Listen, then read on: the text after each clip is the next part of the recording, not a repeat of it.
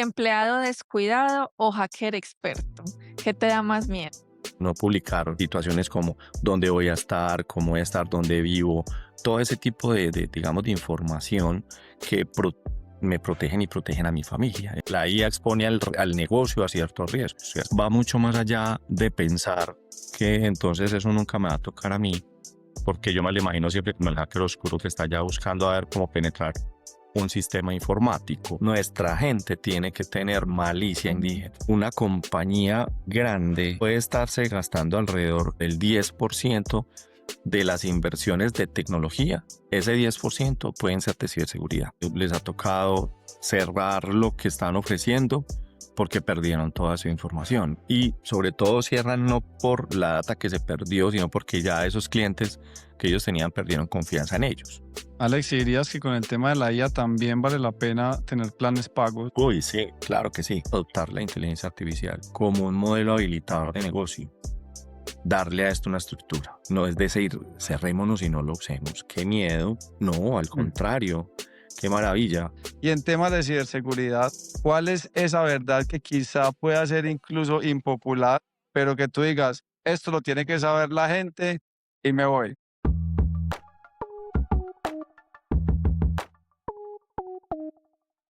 ¿Quién es Alex? ¿De dónde viene? ¿Y por qué estamos tan felices de tenerte acá? No, un servidor más de la tecnología he sido. Yo arranqué ya hace muchos años primero arranqué en temas de soporte y me tocaron esas primeras implementaciones de redes complejas, que era pues un reto súper bonito por allá a finales de los 90, y trabajé en el sector salud. Luego ya me interesé por los temas de ciberseguridad. Arranqué por allá en el 2000 más o menos en todo lo que era la parte de bancos, y a interesarme en el tema, y arranqué pues con mi experiencia de ciberseguridad. Les cuento que era un tema súper complejo porque pues no, el Internet no se había desarrollado como hoy lo conocemos. Ujú. Ujú. Inclusive había algunas cosas que teníamos que hacer como por línea de comandos. El Internet era oscuro, era en línea de comandos. Dark. Entonces era más un compartir información. Sí, compartíamos información con algunas personas. Yo diría que fue la cuna de la ciberseguridad en Latinoamérica, que fue Argentina. Entonces con algunos argentinos contactábamos vía redes peer-to-peer y intercambiamos información y documentos. Una cosa súper, súper bonita. Y ahí fuimos arrancando. Yo creo que esto ha sido tema de aprendizajes y de muchas cosas. Trabajé, como les dije, en el sector financiero, mis primeras experiencias. Luego, ahí estuve muchos años. Luego pasé un tiempito al sector real, a la manufactura, también muchos aprendizajes con lo que era la ciberseguridad para OT, un tema pues que también es de mucha demanda, y creo que ahí todavía nos falta mucho por aprender. Y me fui para el sector retail también un tiempo. Ahí aprendí muchas cosas, unas experiencias muy bonitas alrededor de la ciberseguridad. Ya era pues lo que era la seguridad en los e-commerce y todo lo que significa Ujú. mantener a raya todos estos temas del fraude, de todo lo que significa el mercado negro, alrededor de todo lo que se puede hacer en los portales de los e-commerce. Ujú. Y ahora volví al sector financiero, ando otra vez pues por aquí en mis orígenes, y ya con otros retos muy distintos. Esto ha cambiado a unas velocidades increíbles. Seguramente lo vamos a abordar hoy porque vamos a hablar de cosas muy chéveres alrededor de lo que está pasando hoy con la IA, con todo lo que es el boom de lo que se viene con el modelo cuántico y todo este tema de computación cuántica. En fin, Ujú. mucha tela por cortar, muchachos. Mil gracias. Alex, mil gracias por estar aquí y como decía Juli, estamos muy emocionados porque es un tema muy importante, muy actual y como vos lo decís, un tema que ya lleva mucho tiempo por ahí, que lo hacían de una manera diferente, que hoy día, 23 años después, me imagino que nada de lo que hacías antes se hace hoy, porque las amenazas que habían antes, quizá comparadas con las que hay hoy, son totalmente diferentes, entonces hay que reinventarse en cada paso. Sin embargo, cuando uno piensa en ciberseguridad, ¿vos qué pensás, por ejemplo, cuando pensás en ciberseguridad? El hacker que está detrás con la capucha, tirando líneas de Anonymous. código, anónimos, y esa gente que está detrás intentando robar tu información desde la clandestinidad, desde el sótano, los incógnitos por allá, ¿cierto? eso es lo que nos ha vendido Hollywood, que es como el tema de la seguridad cibernética o la seguridad digital. Sí, y no solo Hollywood, en los grupos de WhatsApp con la familia, todo el tiempo mandan nueva modalidad de extorsión. Entonces también los correos phishing que mandan o que la página de X banco que todo el mundo usa, mandaron una réplica y alguien le dio pagar por ahí. O sea, es cierto, sin ir muy lejos, no hay que ir hasta el cine. Sí, no, pero No, eso justo era el punto, porque digamos que a la gente de a pie como nosotros, vemos la ciberseguridad como algo que tiene que ver con un hacker súper experto y no sé qué, pero ¿qué es en realidad la ciberseguridad? Porque yo creo que nosotros ni siquiera sabemos en realidad qué es la ciberseguridad y yo creo que Alex es la persona para explicarnos, como si tuviéramos 10 años, Alex, qué es la ciberseguridad y qué hace la ciberseguridad. Bueno, ese punto de vista me parece súper valioso. Yo creo que hay que aterrizar la ciberseguridad al comportamiento humano. Cuando, cuando uno mira la ciberseguridad desde esa historia, que un poco es eso que les contaba ahorita, fuimos trasladando todos los procesos humanos que teníamos en el día a día, en esas infraestructuras físicas, ¿cierto? Íbamos a un banco a hacer fila, íbamos a hacer una transacción en una taquilla, íbamos a ir a hacer las compras directamente en las tiendas. Todo eso revertía una cantidad de riesgos que eran físicos, ¿cierto? Antes Ajá. eran, digamos que los delincuentes se movían era en ese mundo, entonces uno encontraba era como los gángsters que veíamos en las películas que iban a robar, que teníamos películas ochenteras de las bandas que se confabulaban y planeaban el robo del banco y resulta ajá, que ya en los bancos no había plata porque todo se fue transfiriendo Ah, a este digital. modelo digital. ajá. Y creo que así como ese comportamiento humano se fue transfiriendo allá, pues fuimos transfiriéndonos también a los comportamientos en la tecnología. Cuando uno habla de ciberseguridad, yo creo que lo primero que hay que aterrizarnos es al comportamiento de la persona. Nosotros desde lo digital hemos adquirido cierta confianza a que como pues no vemos ningún peligro alrededor, que es lo tangible del ser humano, nosotros como seres humanos, el miedo es una reacción natural, digamos, al peligro.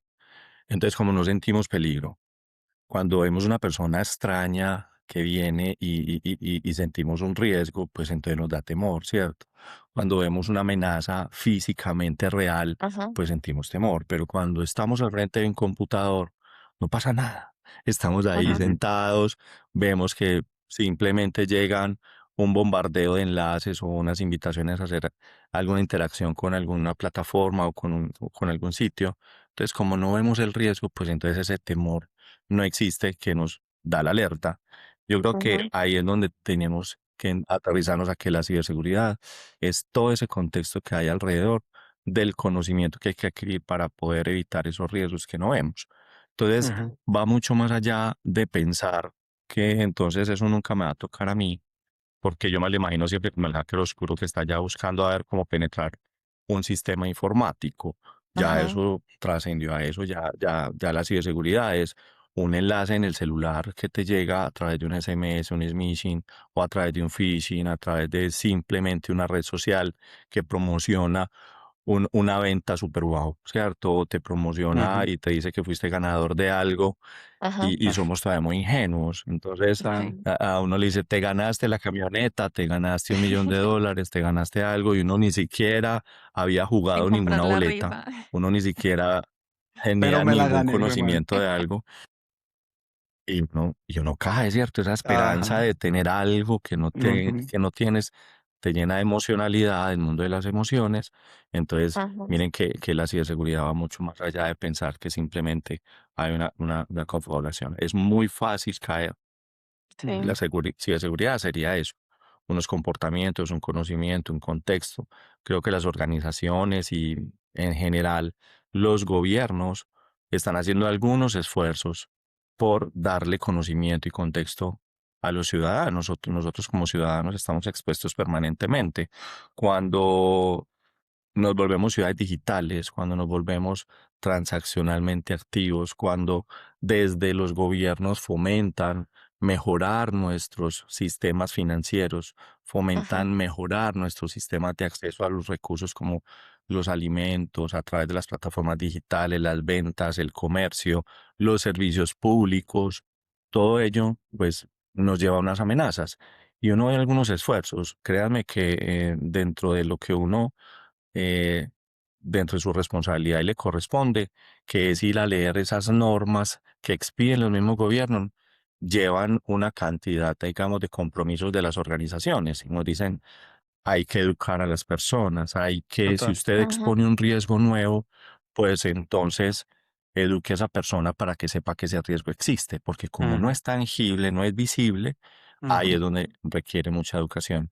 Entonces, la ciberseguridad es una cantidad de elementos, no solo tecnológicos, sino normas, conocimiento, las personas, un poquito de malicia indígena, eso hay ujú, que desarrollarlo, ujú, total. porque digamos que desde esa ingenuidad y esa emocionalidad, ahí es donde viene, digamos, el aprovechamiento de estas personas que buscan lucrarse pues con la ingenuidad de nosotros. ujú. Es yo creo que vamos a ir desarrollando, como lo ven, es un montón de Sí. conceptos hilados, pero creo que en la medida que vamos conversando vamos a encontrar elementos muy Sí, chéveres. que nota que, pues, me parece muy, un poquito como contradictorio o contraintuitivo más bien sería la palabra, que cuando te preguntamos por ciberseguridad, lo primero es el factor humano, ¿cierto? Mm, Porque uno pensaría, eso son cosas como en los sistemas por allá que no me tocan, pero sí es como los que están detrás. Y cuando hablabas de las emociones, me parece muy interesante porque no es solamente la emoción de quiero tener eso y me gané eso, entonces voy a dar clic, sino también muchas veces se juega con el miedo de las personas. No pagaste el impuesto predial, entonces te vamos a hipotecar tu apartamento y no sé qué. Entonces las personas empiezan págalo con aquí. clics, exacto, acelerados a raíz de eso. Y sí siento que hay mucha alfabetización alrededor del tema, porque ya ve uno mucho también que los bancos mandan correos, no de sus claves, no de información de las Mm, tarjetas, ¿cierto? Ese tipo de cosas que antes uno, eso uno yo. no escuchaba. Pero a ver que ustedes me tienen aquí como enredado. Porque, Hay, por supuesto, la ciberseguridad nos protege de ciertas cosas que ustedes ya empezaron a mencionar ahí por los lados, ujú, que phishing, que no sé, spear phishing, que es el phishing que ya sale una persona específica o por el SMS, pero bueno, ¿cuáles son esos de verdad, cuáles son esos ataques o de qué nos protege la ujú. ciberseguridad? ¿Cuáles son los más comunes que tocan también a las personas, pero también a las compañías? Sí, es que yo justamente iba para allá, Alex, Claro que sí. porque nos contabas que has estado como en muchos sectores y yo me pregunto si desde cualquier sector la receta termina siendo como la misma, más o menos, como que hubiera un talón de Aquiles o esa partecita por la que normalmente como que todas fallan o por ahí les entran casi siempre, sí, como esos tipos de ataques que mencionaba Faber. Bueno, venga, hagamos si quieren ese puente que me parece apenas lógico. Y es, hablamos de estas emociones de las personas y yo creo que ahí vamos a entrar en el mundo de las empresas también, porque miren que ahora hablábamos como ciudadanos, ¿cierto? Y todo lo que Ujú, significa la vulnerabilidad como personas, todos queremos ser buenos, ¿cierto? No queremos deberle nada a nadie, Juli lo decía. Entonces viene digamos, el engaño por el miedo. Ujú, También ujú, hay otro engaño que es el engaño por el conocimiento. Entonces se crea un ambiente de confianza y vamos a entrar, por ejemplo, en el mundo de la empresa, que es muy típico, el famoso phishing, para ir abordando también términos FABER que son familiares en la ciberseguridad. El phishing es la ujú, ujú, pesca, pues si lo traducimos en términos de lo que significa desde la palabra, es como pesquemos a ver quién cae, ¿cierto? ajá, Y digamos que anteriormente los phishing eran como muy básicos. Era como este tipo de cosas. Tienes una rifa, tienes una oportunidad de ganarte algo, pero digamos que ujú. ya ante este tema humano empiezan a haber, digamos, unas especialidades muy distintas cuando entramos en el mundo de la empresa. Y es que hoy todos como profesionales, como personas que estamos interactuando socialmente, desde inclusive nuestro rol social con la familia, publicamos una cantidad de información Claro. que es necesaria para poder tener, digamos, estos elementos tecnológicos. Entonces, publicamos información de nuestros roles, a veces interactuamos con las redes Ujú, sociales, con LinkedIn, o en otras oportunidades, pues hacemos parte también de algunos medios dando información sobre las organizaciones. Entonces, todo eso empieza a dar un contexto donde se sabe quién soy yo, en qué trabajo, cuál es el sector en el que me Como, muevo. como tu Y huella también hay otra digital, forma, ¿cierto? digamos, Ujú. claro, y hay una forma también de explotar esa emoción humana y es que si Mm, alguien me conoce más o claro. menos en un contexto, por ejemplo, esas llamadas que hacen a veces a las organizaciones y dicen, ve, tú que estás en tesorería, tú que estás o te mando una información relacionada con impuestos, por ejemplo. Ese Ujú. Ujú. ejemplo que puso Juli es muy real en las organizaciones. Y dice, la empresa está en este momento en un riesgo de una multa, de una sanción. Y un empleado, un funcionario que tiene que ver con el rol, recibe esta información y es engañado porque hay una información de contexto y puede caer fácilmente en lo que llamamos un phishing. Un phishing es ese, digamos, mensaje que tiene algo relacionado con algo que te genera un interés y tú te están invitando a que hagas clic en algún enlace en el cual te presentan una información, una, una, una página, un lugar en el cual tienes que interactuar, tienes que entregar alguna información. Inclusive muchos phishing llevan a que las personas paguen un impuesto, si hay un contexto de un pago de un impuesto, y ya he visto muchas organizaciones en las que ocurrió esto, y les mandan enlaces para que paguen el impuesto y resultan pagando en un portal que no es, ¿cierto? O Mm. pagan los servicios en un portal que no es y les Muy roban, digamos, el similar dinero al y se original, monetiza ¿cierto? de Pero esa manera, no es. ¿cierto? Ujú. Con el pago del SOAT Claro. también Sí. pasa un montón. Es que en todos los Entonces, sectores. esas son modalidades. Entonces llega el correo electrónico en campañas. Miren, por ejemplo, lo que está pasando ahora con el Mundial. Las organizaciones estamos viviendo una cantidad de intentos de phishing en nuestras empresas Ajá. con el tema de las pollas o lo que llaman pues digamos, esos juegos que se hacen alrededor Ujú. de adivinar los marcadores, adivinar los Ujú. partidos. Lo explico porque hay muchos países donde no se llama Sí, polla sí, sí, sí. Así futbolera, es. en otros Total. países tiene otros nombres. Ah, Entonces, es adivinar esos marcadores y las personas entonces se ganan algo, pero cuando dan sus datos, están entregando sus datos personales en esos sitios. Finalmente son engaños también en los cuales caen las personas. Ahí vemos pues una de las modalidades más frecuentes y de las cuales Sí. sufrimos más ese tipo de cosas en las organizaciones, Faber.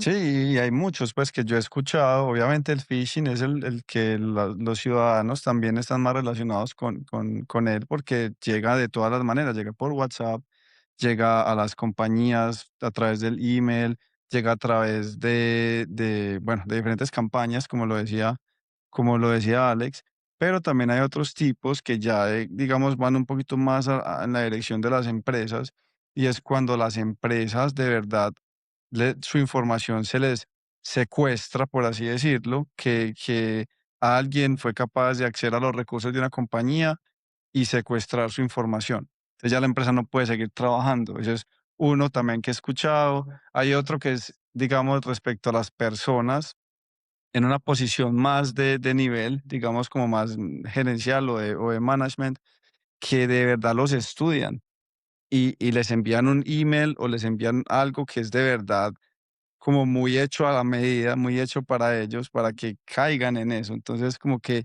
hay unas, se dan sus mañas, como diría uno. Hay una que es más masiva, que es el tema del phishing, que es saber a quién pesco.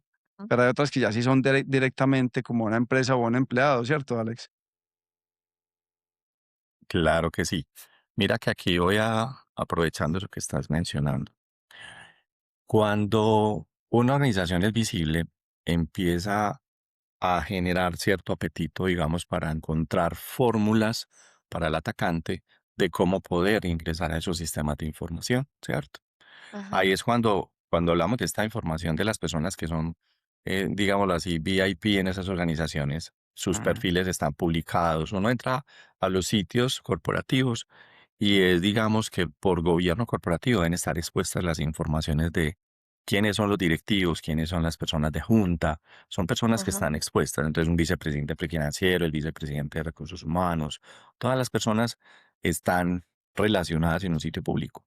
Entonces, Ajá. digamos que mm, unos métodos utilizados para encontrar toda la información de contexto que pueda haber en Internet alrededor de esa persona, porque hay muchos medios publicando información. Entonces, Claro. está además los perfiles que tenemos profesionales en LinkedIn, etcétera. Entonces, encontrar información de ese estilo, por ejemplo, puede ser sencillo. Entonces, yo puedo escribirle a un vicepresidente con el nombre exacto. Nombrémonos aquí vicepresidente Faber, por ejemplo. Encuentro a Faber como vicepresidente, Faber Jiménez, vicepresidente de la compañía X, y le escribimos unos correos dirigidos directamente a él con una información de contexto. Inclusive, cuando yo ya encuentro una red de personas que tienen una relación, yo encuentro el Ujú, vicepresidente financiero, encuentro el vicepresidente de recursos humanos, puedo tratar de falsear un correo electrónico entre ellos dos y ujú, generar, digamos, ahí una información de contexto que puede hacer que una persona cuando no tiene, digamos, la formación, la capacitación, pues pueda ser engañado a través de ese tipo de estrategias. Ocurre mucho en los círculos, digamos, financieros de las compañías, los especialistas financieros, las personas que se ocupan, digamos, de todo el ejercicio de lo que son las transferencias, etcétera, que intentan suplantar a sus líderes, ¿cierto? Para que cuando llegue ese mensaje vaya con una instrucción, por ejemplo, de cambiar una cuenta, de hacer algo diferente, o simplemente ya tengo una información de contexto para tratar de robar cuentas de personas que son estratégicas dentro de una organización. Aquí volvemos a algo fundamental y yo quería como para que podamos ir pasando a esos temas tecnológicos puros, ujú. y es la importancia de que en nuestras organizaciones identifiquemos roles críticos. En Claro, nuestras organizaciones podamos establecer ciertas conductas. Ahorita hablamos de la conducta, de que esto es un comportamiento humano, ciertas conductas que hay que apropiarse en ciertos roles. Las personas que trabajan el área financiera, las personas que trabajan en la tesorería, las personas que trabajan con la parte del talento humano que maneja los datos personales, o esas personas que trabajan en el call center, que son finalmente los que atienden toda la información de los clientes.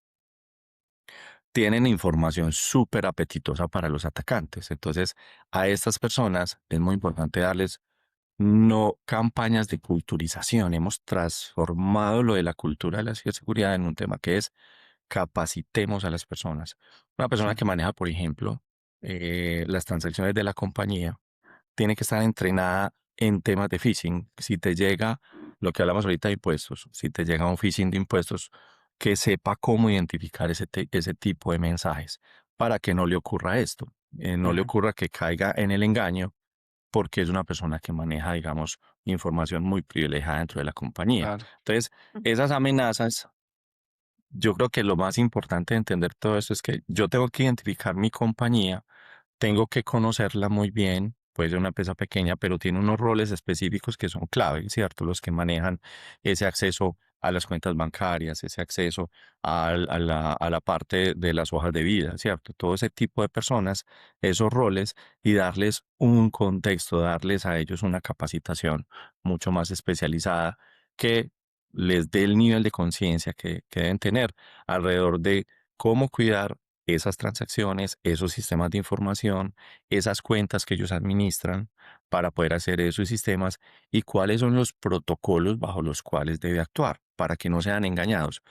claro, Típico de lo que mencionabas ahorita, Faber, eso que tú decías se llama BEC, que es esa modalidad de tratar de engañar a una persona con ciertos privilegios dentro de una compañía a través de un phishing para que haga una acción que puede favorecer a un atacante. Por ejemplo, redirigir una transacción hacia otra cuenta, ¿cierto? Entonces puede ser un correo electrónico y dice, ah, suplantando, imitando a que soy el líder de esa persona, le digo, hola Alex, necesito que las transferencias que vamos a hacer hoy, las cuentas cambiaron y ya van a ser dirigidas a esta nueva cuenta. Cuando mm, yo vaya a hacer, digamos, una validación de un proceso tan delicado como ese, yo tengo que robustecer a esa persona de entrenamiento y de unos procesos súper claros sobre cuáles son los protocolos para poder hacer cambios de ese claro, tipo de gestiones. ¿Para Ujú, qué? Para que si a mí me dan una instrucción de esas, yo tenga una segunda validación. ¿A quién debo claro, llamar a confirmar que esa instrucción es válida? Ese tipo ujú, de cosas, uno cree que deberían ser exclusivas de las corporaciones grandes, pero pasa en las corporaciones muy pequeñas. He atendido algunas consultorías con empresas pequeñas donde dicen, pucha, te engañaron el contador. es que engañaron a la persona que manejaba las cuentas en la compañía y le robaron todo lo que era el acceso a las cuentas. O engañaron a la persona que manejaba los dominios. Miren algo Ah, tan simple como el manejo de los dominios de la compañía y le robaron las Mm, credenciales. Entonces, créanme que este nivel de conciencia, me encanta que estemos hablando de esto, porque a veces creemos que eso que debería manejarse a un nivel muy alto, pero mm, creo que nuestras pequeñas organizaciones deberían tener en conciencia de esto. Y eso es muy, muy importante, ¿sí? sí. total. Alex, es que hay que me gusta mucho que menciones que también en empresas pequeñas, porque yo creo que está la creencia de las empresas que apenas están arrancando de pensar, bueno, yo soy muy pequeño, a mí quién me va a atacar, ¿cierto? ¿Quién Ujú. va a pensar en mí? Y creo que está como esa dualidad ahorita que decías, como que al exponer información pública de la empresa o de roles VIP, porque por el otro lado está, las empresas se quieren dar a conocer su portafolio, qué están haciendo. Entonces, por un lado, cómo construyo una imagen, ¿cierto? Y por el otro, cómo me protejo también como de entregar mucha información que pueda servir como puente para que me ataquen más adelante, ¿cierto? Para entregar, sí, demasiada. Claro, claro. ¿Y cuando empiezo a proteger mi empresa? Porque cuando las empresas se digitalizan, digamos empresas pequeñas, seguimos hablando de empresas pequeñas, no sé si lo primero en lo que piensan es la seguridad, es en esos protocolos, quizá no. Entonces, ¿cómo funciona de pronto esa parte también? Me parece muy curioso. Y porque cuando hablabas de la formación, como que se me iluminó el bombillo, porque Faber en su empresa quieren dar también como unas capacitaciones de seguridad y me decía, ¿será que hacemos videos? Y yo le decía, no, eso en las empresas en las que yo he estado que mandan esos videos de formación para que todo el mundo haga, siempre encuentran la forma de adelantar el video y hacer el check de que ya lo vieron. O sea, cuando son como instrucciones masivas, muchas veces a las personas les da pereza hacerlos, pero cuando ya has enfocado en tu rol, ¿cierto? Entonces el contador venga, ni siquiera es algo súper tecnológico, sino hagamos otra llamada de confirmación, ¿cierto? Cosas que quizás no son de una seguridad por allá de quién sabe dónde, sino que es algo muy intuitivo, ¿cierto? Lo que tú decías ahorita, la malicia indígena. Hacer ese tipo de formaciones como más Ujú. específicas para el rol. Claro que sí, vean. Juli, a ver, ahí tocamos pues varios elementos importantes. Primero, bueno, cómo me comporto en esa doble intención de cómo me proyecto en las redes, cómo hago todo mi proceso Ujú. de, Marca de ganar personal. más mercado, ¿cierto? Ujú, Marca personal, todo lo demás, versus todos los cuidados que tengo que tener. Entonces hay que tener un balance adecuado.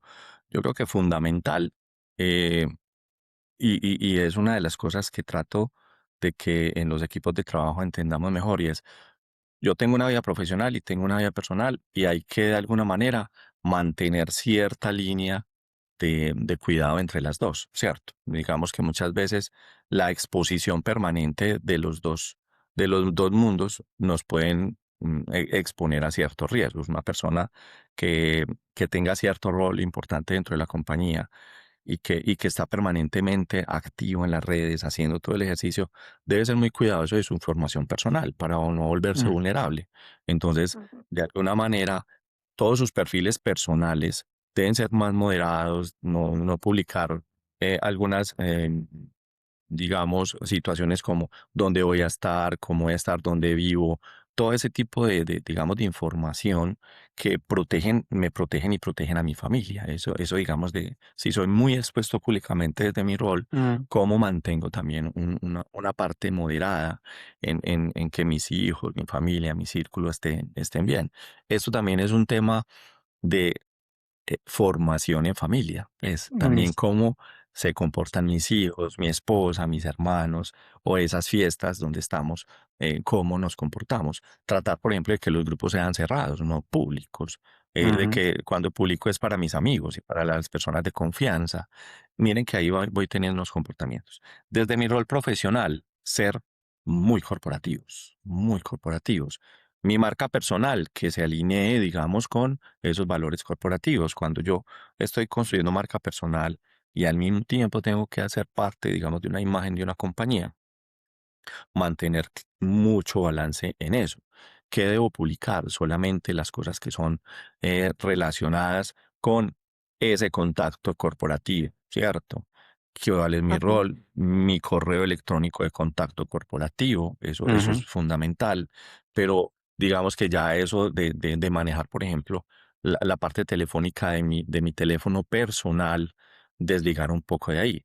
claro, Muchas veces, digamos, uno puede identificar ciertos tipos de ataques que van es contra el rol, ¿cierto? Contra el especialista de seguridad. Yo, por ejemplo, publico muy poco sobre mis temas de ciberseguridad porque, pues, precisamente, imagínense, yo expreso claro. permanentemente que ese correo electrónico se tiene de algunas condiciones. Entonces hay que tener un balance en eso entre lo ajá, personal, entre lo corporativo, mi marca personal y tratar siempre de que sean unos grupos em, más o menos privados. Lo que digo es quiénes son esas personas que son el target de esa información para que no se salga de control esa información.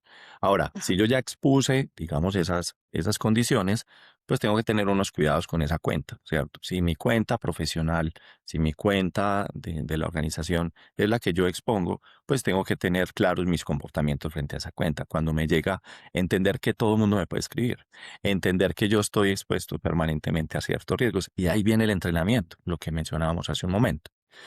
¿Qué pasa con el entrenamiento? Yo creo que la parte cultura tendremos que hacerla siempre, que es la parte del video que le doy a las organizaciones, el de permanentemente con comunicaciones internas, darles todos esos tips que necesitan que sepan, enseñarles todo eso.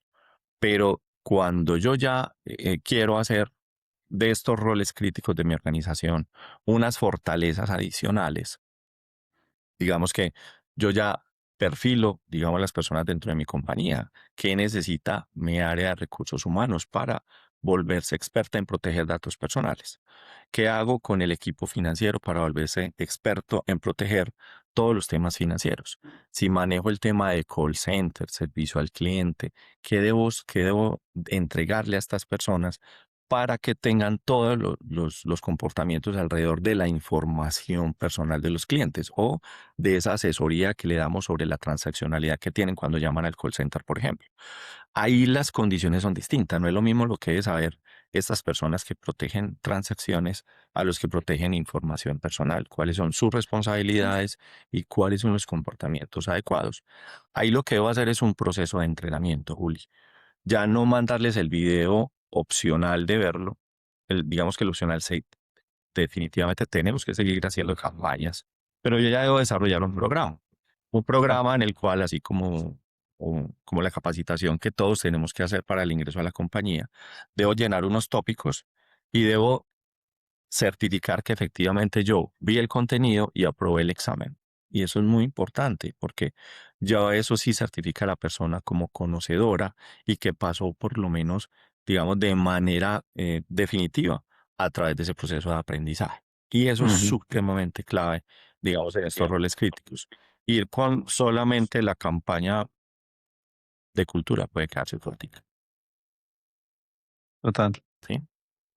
El tema, digamos, de que una empresa, lo que decíamos ahorita, una empresa pequeña incluso, sea hackeada porque muchas veces los riesgos también son internos. ¿Por qué? Porque falta cultura, porque quizás las personas no están tan familiarizadas con estos ataques, con lo que eso puede traer. Alex, pero en realidad las empresas cuando son hackeadas, eso, ¿qué sucede ahí? O sea, ¿cuál es ese costo de una empresa al ser vulnerada? Yo asumo que depende pues qué tan grande sea la empresa, pero también debe haber unos costos generales que no solamente son económicos, yo me imagino que bueno, que también reputacionales, pero ¿cómo funciona? O tú que has tenido la experiencia, quizás si la has tenido, una empresa que en realidad tuvo un inconveniente, recuperarse de eso no solo cuesta dinero, cuesta otro tipo de cosas, ¿cierto? costos legales también, por Claro que ejemplo. Sí, sí. porque a veces no estamos como tan, Bueno, digamos, no somos tan conscientes de lo que puede pasar cuando le doy clic a ese enlace que llegó por correo que era malicioso, por Ujú. así decirlo. Cultura. No, y lo que Alex decía, no claro que genera sí. susto porque uno no está viendo ahí el ciberdelincuente de frente, Exacto. pero uno ve la red Wi-Fi abierta que dice: "Te voy a hackear, conectarme". Porque no Uno da no se miedo da ver eso. cuenta sino cuando cuando ya las operaciones están quietas o cuando ya ocurrió, digamos, Ajá, cuando me doy cuenta que la cuenta ya no tiene el saldo que debería tener. Ese es el problema, que uno yes. no se da cuenta del peligro en el momento este que está ocurriendo, sino cuando ya están Ujú, las consecuencias. No se materializó. Faber y Juli, miren, ahí hay unos temas súper importantes. Y yo creo que eso me da pie para que podamos hablar primero de cómo es de importante entender los riesgos, ¿cierto? Y yo creo que Faber ahorita mencionaba las amenazas, pero hablemos de esos riesgos. Yo creo que hay unos riesgos inherentes a la tecnología que facilitan estos ataques y es que uno no tenga las tecnologías adecuadas utilizar y también en la asesoría con compañías pequeñas o con empresarios que están arrancando sus emprendimientos y apenas tienen su computador y los computadores, digamos que empiezan con tecnologías que no tienen los respaldos adecuados. Entonces, ¿qué significa eso? Que las amenazas inherentes a las tecnologías, que esa tecnología con el tiempo se va volviendo obsoleta o tiene unas vulnerabilidades técnicas. Eso lo que significa es que mm, cuando me conecto al Internet, para que hablemos de amenazas que son ya, tenemos que estar permanente conectados a Internet, ujú, eh, con esas vulnerabilidades o con esa desactualización. A todos nos pasa, el celular cada cierto tiempo nos dice, hay que instalar las actualizaciones del celular, ¿cierto? Eso es porque el fabricante, los mismos productores de tecnología se dan cuenta que esas tecnologías necesitan unas actualizaciones para que no sean vulneradas. Vulneradas significa que a través de otros programas puedan intervenirse y puedan afectarse con virus, con malware, con una cantidad, digamos, de elementos que se pueden atacar estos servicios de tecnología. Entonces, tener la tecnología adecuada es muy importante. Tenerla soportada, tenerla actualizada, Ujú, tenerla licenciada, ¿cierto? Ocurre muchas veces que por ahorrarnos ciertos costos, no ujú, usamos productos que tengan ese soporte. Y eso es súper importante por las actualizaciones que yo les mencionaba. ujú. Eh, definitivamente hay que pensar en otros riesgos y es que si se me pierde la información, ¿qué sucede? Para ujú, evitar que cuando ocurra una eventualidad, puede ser incluso por un error interno, se claro. pierde una información. Ujú, O, o en el peor de los casos, ocurre el clic este del ataque, una persona recibe un phishing, le dice, ve, entremos aquí que te ganaste algo, le doy clic y resulta que es un software malo, un software dañino que está aprovechando mis vulnerabilidades y lo que ocurre es que se lleva la información. O peor, afecta mi sistema y mi sistema queda inservible. Entonces, ahí es importantísimo entender cuál es mi información clave. Si yo soy un pequeño empresario o un gran empresario, tengo que hacer lo mismo. Entender cuál es mi información clave. Y yo creo que cuando uno busca un proveedor local, y ya hemos hecho, yo he trabajado también con empresas muy pequeñas, que van a un proveedor local y le pregunta, ¿vos tenés una solución que me haga un respaldo de información que sea adecuado para mi pequeña compañía? Hay software que son especializados en eso. Te hacen un backup de esa información clave que tú necesitas. Te la ponen en un sitio donde tú tienes una suscripción en una nube privada, en una suscripción privada de la nube y te pueden sincronizar esa información, cosa que si ocurre algo en tu sistema de información principal, tú puedas acudir a ese backup para poder Ujú, recuperar tu información. Entonces, miren, alrededor para hablar del ataque, hablemos primero de cómo nos preparamos nosotros y qué tan facilitadores somos, digamos, de esa pérdida. Ya hablamos de las vulnerabilidades tecnológicas, de cómo debo protegerme, ya hablamos de que es importante tener un backup o un respaldo de esa información que debo tener. Ahí se analizan cosas. Con un pro local uno puede analizar cada cuánto querés hacer ese backup. Yo ujú, puede que necesite hacer mi backup cada mes. Pues, por ejemplo, en algún momento tuve cercanía con un evento que le ocurrió a una empresa editora, tiene ujú, contenidos, pero digamos que para ellos era suficiente hacerlo cada mes. No había ningún problema en que esa información no se respaldara ni diaria, ni semanal, ni en línea. Otras empresas tienen un ciclo semanal, ¿cierto? Entonces ujú, dicen, no, yo debo respaldar mi información siquiera una vez a la semana. Entonces el ujú, programa se encarga de mantener esa sincronización. Así como habrá quienes necesiten hacerlo diario, por ejemplo, Claro, sistemas de pagos más o transaccional. sistemas de Ujú, recepción. eh, claro, los transaccionales ujú, necesitan algo muy diferente. Entonces, y Tiempo real créanme que casi. no son soluciones que son de la NASA. Uno puede encontrar soluciones a mi medida que me permiten tener al menos una buena estrategia de respaldo. Eso es fundamental. Otro tema que ocurre en los ataques, y yo creo que esto es de las cosas más importantes y más económicas de hacer increíblemente, y es cuidar los accesos. Cuando yo tengo una compañía grande, puede ser más complejo cuidar los accesos. Claro, porque muchas personas, imagínense una compañía de, de como en algún caso que tuve, en una de las experiencias anteriores de 42.500 personas. Controlar el acceso Yes. para 42.500 personas ya requiere una solución robusta, ya requiere un sistema de gestión de identidades.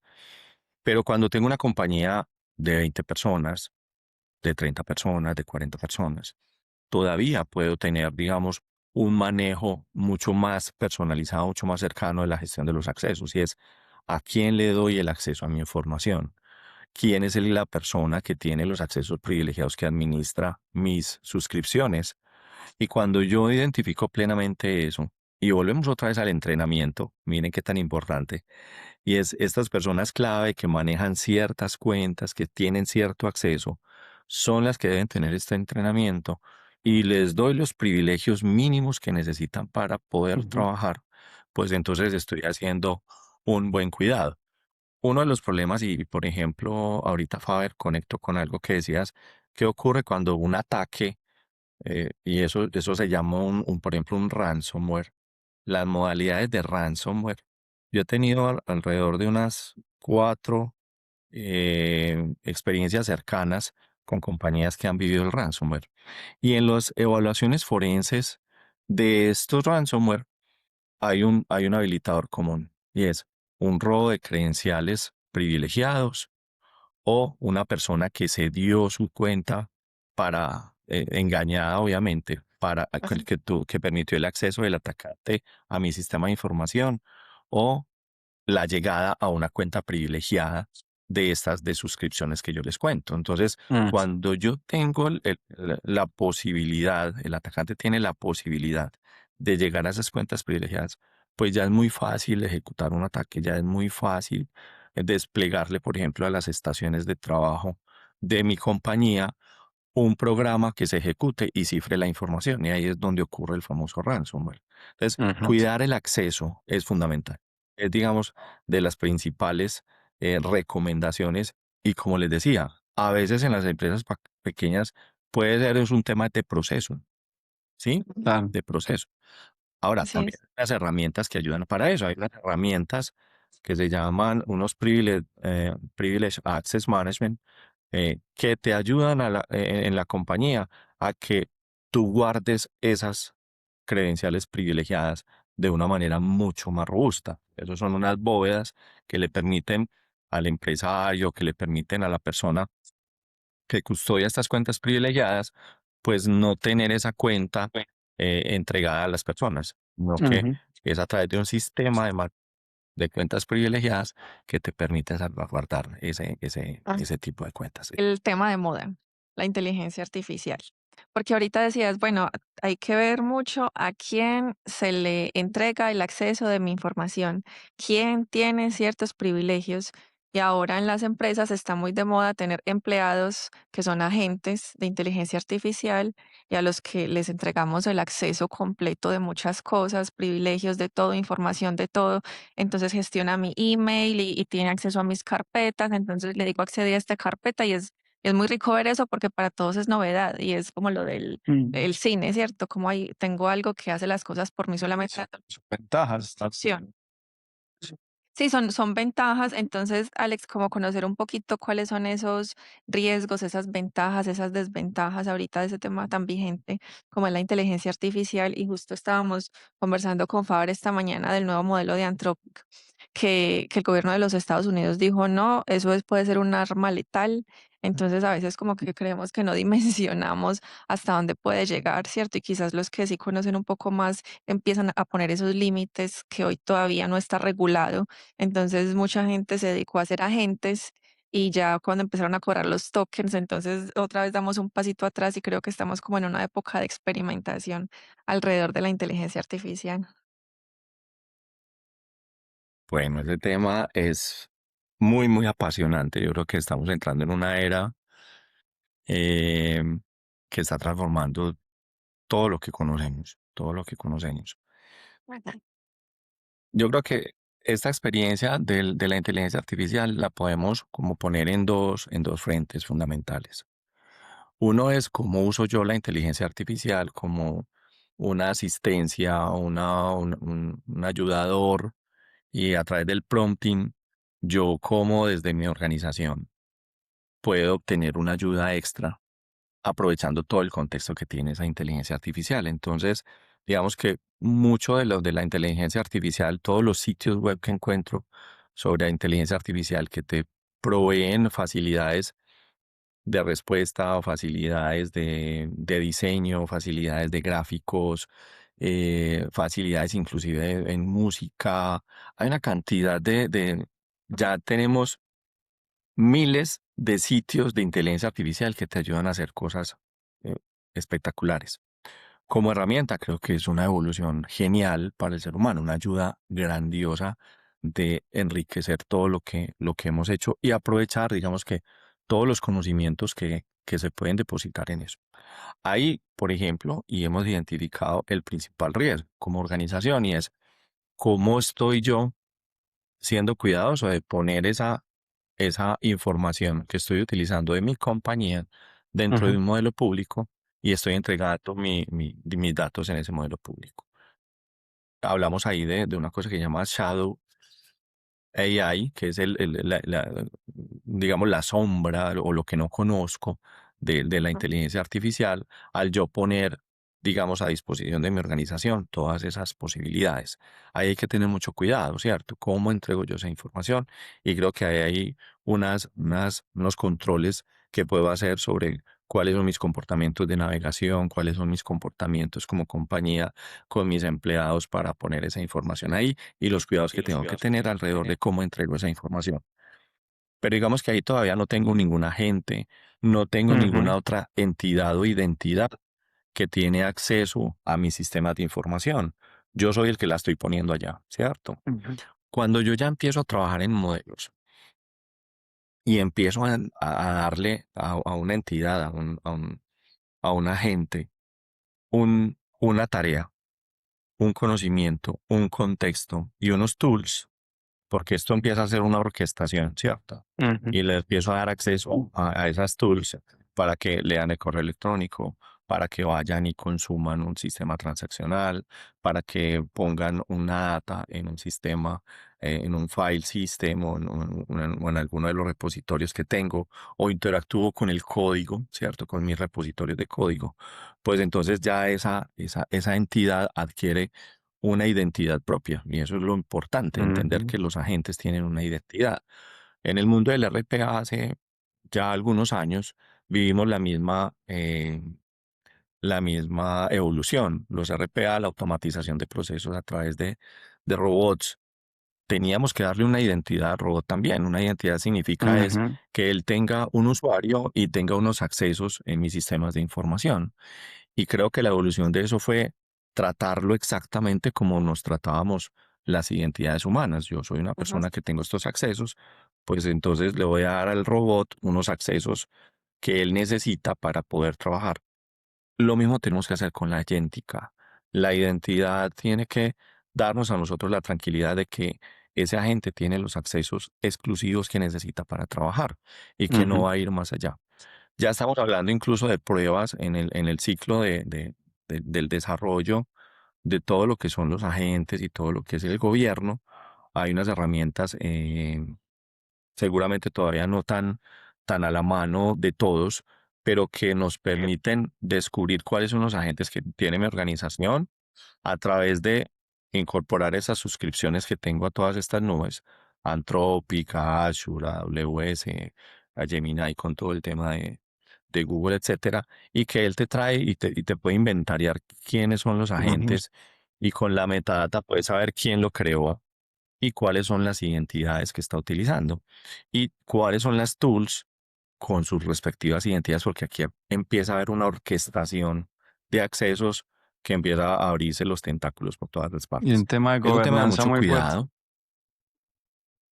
El gobierno es fundamental. A ver, y yo Ujú, creo que ahí nos hemos quedado cortos las organizaciones en llegar primero al gobierno que al uso de la IA.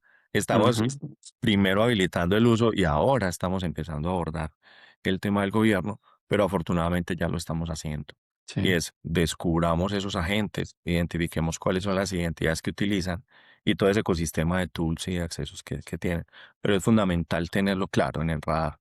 Cuando decido adoptar la inteligencia artificial como un modelo habilitador de negocio, Ujú, darle a esto una estructura, darle a esto, no podemos tapar el sol con un dedo, yo creo que eso es fundamental. No es decir, cerrémonos y no lo usemos. Qué miedo. No, al mm, contrario, qué maravilla. Hay que darle el uso bueno, ¿cierto? Las claro, herramientas, depende del uso que le demos. Cuando le doy el uso bueno, se vuelve un facilitador de mi negocio, se vuelve un habilitador, se vuelve un, un mejorador de los procesos que siempre nos han dolido. Es que hay hay muchos problemas con los que hemos aprendido a convivir en las organizaciones.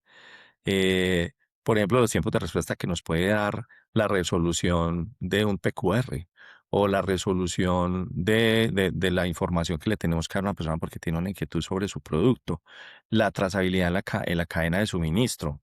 Una gente te resuelve eso de una manera claro. increíble porque si le damos el contexto, le damos el acceso que necesita, tu negocio se va a librar de una cantidad de problemas importantes que son dolores que cuestan. Hoy nos Claro. cuesta tener una cantidad de procesos que soportan el problema. Soportar el problema cuesta mucho. Tener un habilitador para remover el problema de alguna manera es una panacatoneta. Lo importante es hacerlo bien, ¿cierto? Yo creo que es no ocultar el sol con un dedo, pero tampoco darle la espalda, digamos, a los controles, a los cuidados, a la gestión adecuada del gobierno, como lo bien lo decías tú, Faber. Mm. Ahí yo tengo dos comentarios, Alex, y es que mencionabas el tema de la habilitación. Y yo siento que la ciberseguridad o las personas que trabajan en seguridad o en auditoría de seguridad en las compañías no son vistas exactamente como habilitadoras del negocio. De hecho, son más vistas Bloqueos. como bloqueos y cuellos de botella en procesos o, ¿cierto? Porque eso, ya vienen estos a decirme que eso no se puede hacer. Entonces lo hago por este lado. Lo que mencionabas del Shadow AI también es lo mismo del Shadow IT. Es como que se ponen unos controles desde el punto de vista de seguridad, pero controles que las personas o no aceptan Echa la ley, echa la trampa. o no adoptan, entonces más bien se mueven alrededor de ellos, ¿cierto? Se mueven alrededor de ellos y dicen, bueno, no, lo voy a hacer de otra manera.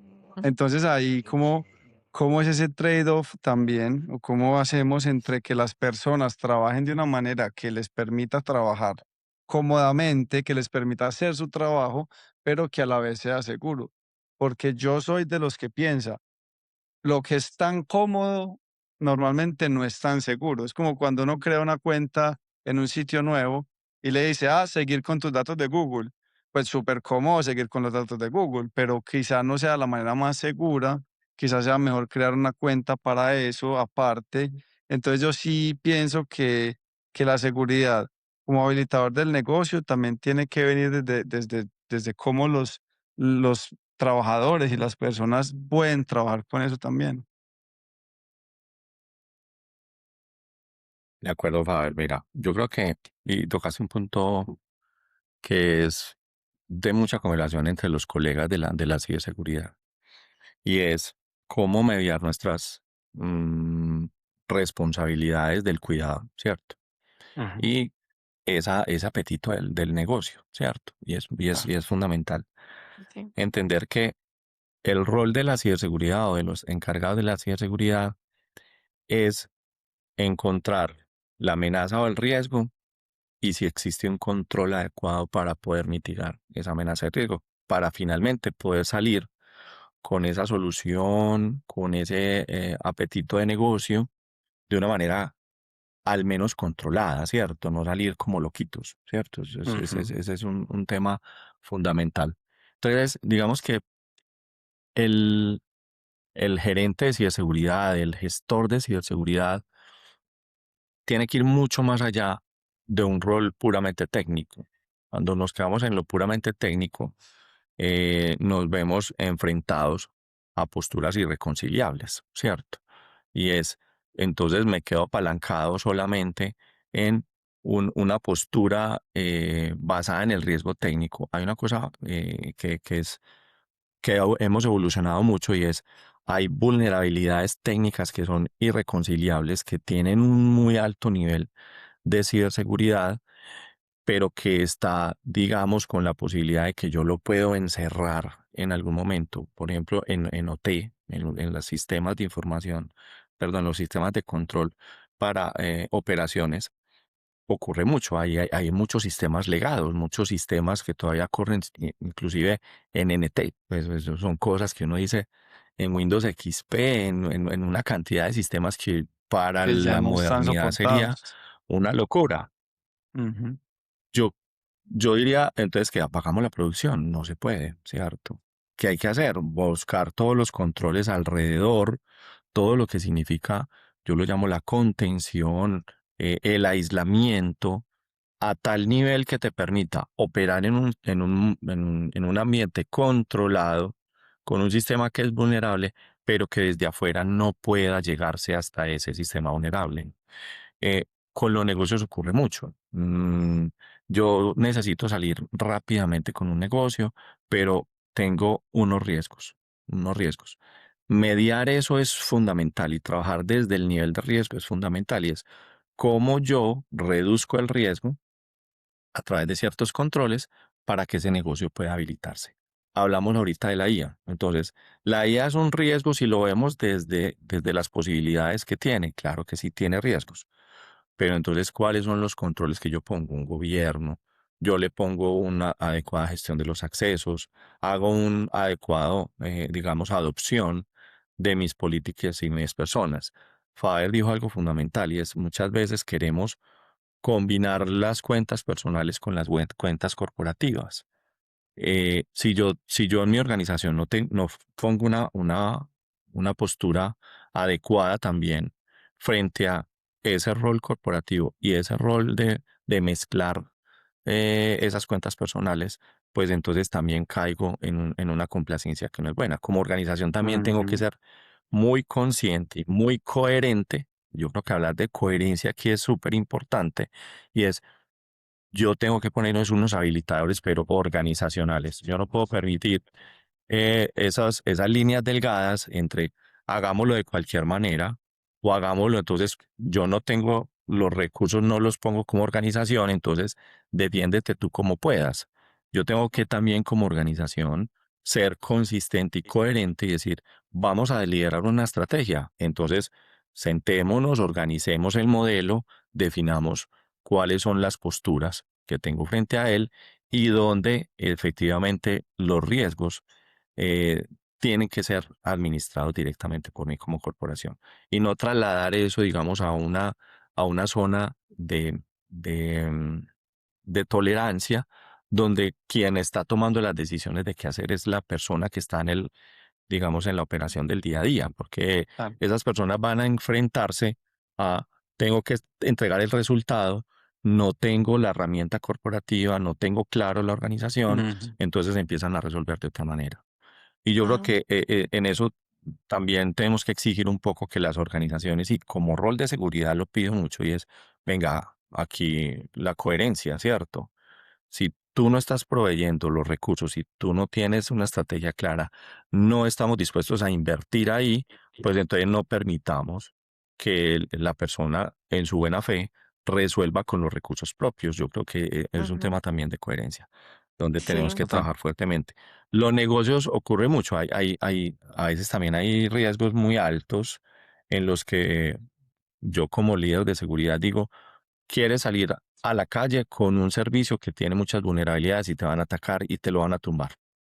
y él quiere salir como sea. Yo siempre digo, pues entonces sentémonos juntos, elaboremos la carta de riesgos que esto tiene y llevémosla a una instancia superior para que aprueben salir con el riesgo, porque entonces yo no debo tampoco permitir que salgas con un riesgo inminente.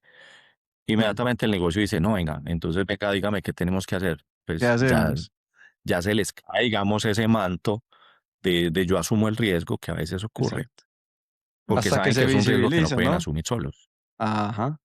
Claro, Cuando lo eso es muy visibilizas importante, el muy, muy riesgo, las importante. personas dicen, bueno, mentiras que no voy a asumir esto porque es justo lo que, volviendo a lo que decías, quizá no sabemos siquiera el riesgo que hay ahí y eso lo visibiliza a alguien que tiene el conocimiento en seguridad, por Exacto. ejemplo, como tú. No, y cuando mencionabas que la comodidad versus la seguridad, yo creo que para uno como ser humano siempre busca lo más fácil, ¿cierto? El camino fácil. Entonces, para uno es delicioso tener la misma contraseña para todo, o la contraseña que no actualiza cada año y nunca se le va a olvidar.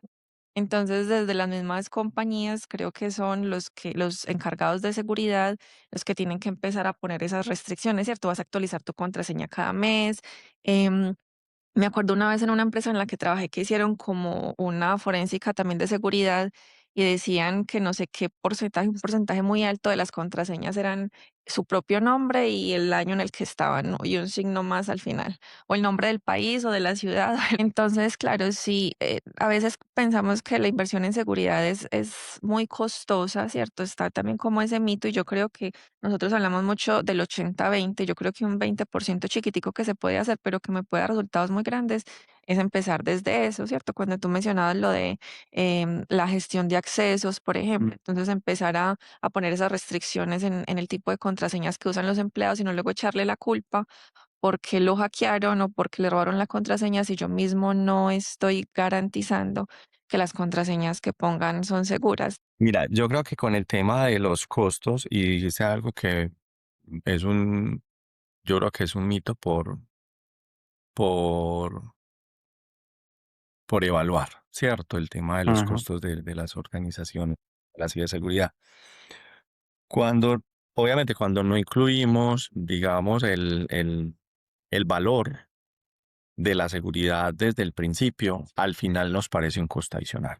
Eso siempre suele suceder.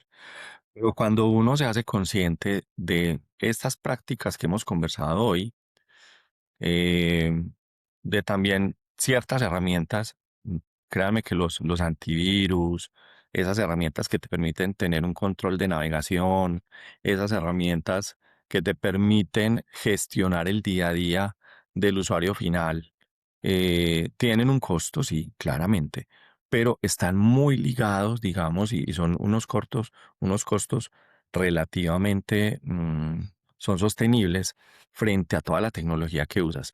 En términos generales, una compañía grande puede estarse gastando alrededor del 12 o del 10% de las inversiones de tecnología. Ese 10% pueden ser de ciberseguridad. En empresas mucho más pequeñas, podemos hablar de más o menos entre el 3,5 y el 5% de las inversiones en tecnología serían dedicadas a seguridad y Ujú, estarían catalogadas en un nivel por lo menos suficiente de sí, seguridad para asegurar, digamos, la parte de controles. A esto pues no le estoy sumando lo del backup, por ejemplo, que es un tema muy amarrado a las estrategias de operación, pero digamos que eso nos invita un poco a pensar si realmente el costo de la seguridad es tan alto. El ajá, costo de la seguridad, ya cuando compré un computador, cuando compré el sistema operativo, cuando tengo una suscripción de mi nube, cuando yo tengo todo eso, créanme que el pago del antivirus al año no supera, digamos, el, el, el 5 o el 7% de todo eso que les estoy contando. La tecnología tiene un valor y la seguridad tiene, digamos, un componente que hay que tratar de desmitificar un poco alrededor de eso que les ajá. estoy contando. Y ayuda muchísimo, ¿cierto? Nos evita todos los problemas de los que hemos hablado hoy. Claro. ¿Cuál es el costo de no tenerla? Yo creo que eso es algo de lo que también se debería hablar, porque decimos, ¿cuánto cuesta la seguridad? ahí nos diste los valores muy, muy acertados, pero ¿cuánto cuesta no tenerlo? Ujú. ¿Cuánto cuesta que me... Ese costo futuro después de Exacto. que He tenido, sí, Fabi, mira, que por ejemplo he tenido la posibilidad de tener cercana empresas pequeñas de contabilidad, de pequeños empresarios que tienen dos o tres personas que les ayudan a operar, donde les ha tocado cerrar lo que están ofreciendo porque perdieron toda su información y la data que tenían era la fundamental. Y sobre todo cierran no por la data que se perdió, sino porque ya esos clientes que ellos tenían perdieron confianza en ellos y les tocó cerrar, digamos, la operación que tenían. Entonces, El costo el reputacional. costo es desde perder un computador que puede pasar, ¿cierto? Perder tu computador o perder lo que tenías solo en tu PC, hasta Ajá. perder todo lo que significa tu compañía como tal y la credibilidad que tiene tu compañía. Entonces es importante. En ese medio informativo o de edición que yo les digo, a ellos les costó más o menos unos 2 meses rehacer otra vez la operación normal claro, de esa información. En otro caso, una empresa que operaba en el campo de las comunicaciones y los call centers, estuvieron más o menos unos 45 días con operaciones a medio dar, porque también se les afectó sus sistemas por un ransomware, por no tener ese cuidado. Y luego, pues, la recuperación reputacional que tuvieron que hacer claro. para poder que esos clientes siguieran confiando en ellos y perdieron claramente Ujú. negocios. Entonces, el daño puede ser muy alto. Y realmente creo que pensar en que uno, por invertir el 5% de la inversión o el 7% o incluso en empresas más que necesitan más robustez, un 12 o un 13% de su inversión en tecnología, sea de ciberseguridad, creo que vale la pena pensar en lo que significaría perder si no lo hago. Eso, yo creo que ahí esa Claro. relación me ayuda mucho a tomar decisiones. Sí, porque en una empresa grande, pues digamos que se pueden dar el lujo quizás de parar, organizarse, como todo ese tema de resiliencia, volver, pero en una empresa pequeña, un mes quietos les puede representar. No, nos puede quebrar, nos puede quebrar. Obviamente eso depende, Total. pero para todas las empresas es un impacto muy grande Así es. por una falta quizá también de entendimiento al principio, de planeación a futuro y de inversión. Pero lo que decía ahorita Alex también me pareció muy importante y es un mito un poco alrededor de la ciberseguridad, de que es algo muy costoso de implementar, de que solo es para empresas grandes o de que simplemente mi empresa no es lo suficientemente, no sé, expuesta o no manejo lo suficiente información o lo que sea para tener una estrategia de seguridad. Ahorita Juli está hablando del 80-20 y ese es algo, es un concepto, ese Pareto, me gusta mucho mencionarlo y creo que ya Alex lo ha dicho, pero Alex, de verdad, ahorita como resumiendo de donde venimos, ¿cuál es ese 20% que las empresas pueden hacer sin mucho presupuesto para estar protegidos en un 80% dentro de sus operaciones y desde su, digamos, empleados internos, proveedores externos y demás? ¿Cuál dirías tú que es ese 80-20 de actividades? Claro que sí, vea, hagamos un recorrido, creo que Barrio. estructurado de lo que hemos conversado. Lo primero, desde el principio, cuando compro mis tecnologías, tener tecnologías que tengan su soporte, comprar la suscripción, tener, digamos, la legalidad de mis sistemas. Eso te da el acceso a las actualizaciones que debes tener, a todo lo que el fabricante libera para que tu sistema no esté vulnerable. Eso es fundamental. Entonces, primera regla, tener, digamos, una buena salud de mi tecnología, que no sea tecnología que permita que se agoten, digamos, esos recursos que te libera tu fabricante. Ujú. Dos, hablábamos ahorita de tener la claridad de cuál es el backup que yo necesito, ¿cierto? Y haz un ejercicio consciente en tu organización, cuál es esa información clave que puede estar en la computadora de una persona, puede estar en una nube central, donde tú la ubiques y verifica y valida cuáles son los mecanismos de backup que le puedes proporcionar. Las nubes tienen una facilidad y es que ya es un feature que tú puedes activar. Él te dice cuál es el costo. Son costos realmente muy acordes, digamos, a esa necesidad y que uno evalúa y valora de una manera clara. O si es en tus PCs locales, es un modelo descentralizado, lo hablábamos ahorita. Hay herramientas que pueden validar con su proveedor local que le permiten hacer una sincronización de esa información a esas personas o utilizando también los modelos de nube. Un OneDrive, un Google Drive te permite hacer algunas sincronizaciones fundamentales que tú puedes programar. Miren que ahí hemos hablado de costos asociados directamente a la tecnología.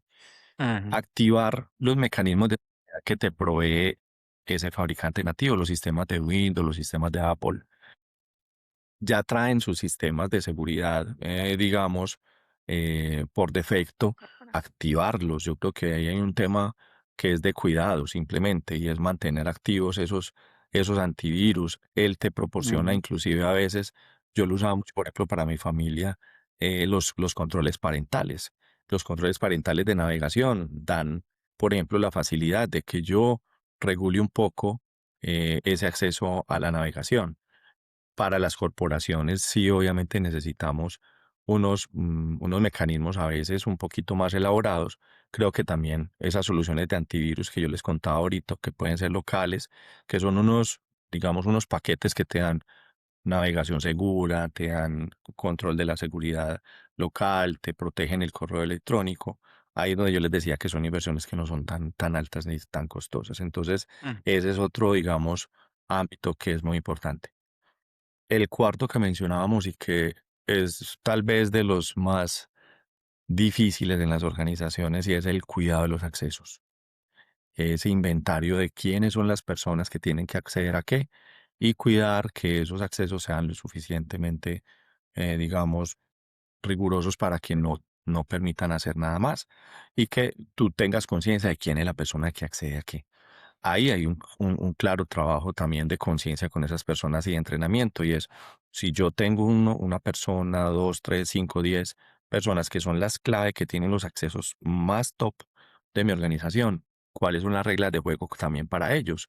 No se debe permitir que tengan un usuario compartido, no se debe permitir que tengan prácticas de prestarse el usuario, no se debe permitir dentro de la organización ese tipo de prácticas porque ahí es donde está, digamos, el gran plus de este tema del cuidado de los accesos. ujú, Y frente a eso, y tal vez eso no lo conversamos, que haya un buen también modelo de auditoría o de login, se llama de logs, que ujú, te permita identificar en tu compañía qué pasó, quién accedió, con qué usuario entró. Por eso la importancia de no prestar nunca las cuentas, porque si yo permito y facilito en mi compañía el uso compartido de cuentas, pues entonces ya hay algo que se llama no repudio en el ámbito de la seguridad y es que yo no puedo asegurar estrictamente quién fue el que usó la cuenta. Yo no puedo permitir, digamos, que se deteriore, digamos, ese principio de no repudio. Entonces, bien importante la gestión de los accesos y el permitirle a los sistemas, active sus sistemas de auditoría para que le deje un registro de quién lo usó, qué fue lo que hizo, que eso, digamos, en empresas pequeñas a veces es un descuido importante. De eso de los accesos que mencionábamos, ¿qué sigue? Las cuentas privilegiadas. Cuidar las ujú, cuentas privilegiadas, que son las suscripciones a mis sistemas críticos, la suscripción de mis nubes, la suscripción que tengo a los sistemas de bases de datos, todo lo que significan las cuentas de alto nivel de administración de mi sistema para que efectivamente no ocurra, digamos, el robo de esas cuentas y ese abuso de privilegios le permita a alguien malintencionado hacer un daño. Yo creo que miren que son prácticas y miren que son, digamos, unos elementos fundamentales que se deben trabajar. Mm, el otro que mencionábamos era no mezclar el entorno personal con el entorno corporativo. Fundamental. Cuando uno, de alguna manera, empieza a mezclar los dos ámbitos, está exponiendo todos estos controles que mencionamos hace un momento, que son muy corporativos, ya los estoy sacando a un ambiente no controlado. Cuando digamos que en las compañías existe una posibilidad de que desde mi máquina personal, por ejemplo, que no tiene controles, que no tiene cuidados, que no tiene esto que yo estoy mencionando, se hagan actividades corporativas, se hagan actividades de la empresa, pues entonces estoy permitiendo que un ambiente no controlado, sin controles, pueda infectar o afectar mi sistema controlado. Entonces, eso desde ahí, desde el uso de cuentas personales o el uso de productos que son pagos por mí dentro del ámbito corporativo también tenés digamos, el riesgo de que se fugue esa información, el riesgo de que la persona pues abuse, digamos, de ese contexto porque ya se llevó los datos al contexto personal. Entonces, miren que ahí el tema de no combinar esos dos ambientes es fundamental.